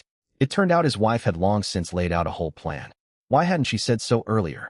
He slapped dust off his hips, stood up, and strode out of the house looking triumphant. He headed for the only path leading up and down the mountain to wait for Zhao Mu. Meanwhile, deep in the hills, Zhao Mu was mimicking the calls of all kinds of wild animals. Roe deer, river deer, sika deer, wild boar, even wolves. Of all these creatures, roe deer were the easiest to lure. Zhao Mu let out a few cries, and 3 roe deer wandered straight into view. He fired 1 shot for each, dropping all 3 on the spot. Hunting more often these days had sharpened his marksmanship a fair bit. Zhao Mu had already considered that he could never openly use a gun around other people. He'd thought about learning archery as an alternative, but he'd snuck in some practice over the past 2 days and quickly realized there was no shortcut. The arrows he loosed either flopped weakly through the air and dropped to the ground after only a few meters, or veered wildly off course, making hitting a target nearly impossible. Even when he did hit something, the arrow lacked stopping power. He'd casually asked his father about it before. For a complete beginner, it would take a full year just to hit targets consistently, and 3 years to hunt game reliably. Zhao Mu immediately wrote archery off entirely. He'd stick with his gun. There was nothing quite like it for a hunter. Staring at the 3 dead roe deer on the ground, Zhao Mu frowned, stuck on what to do next.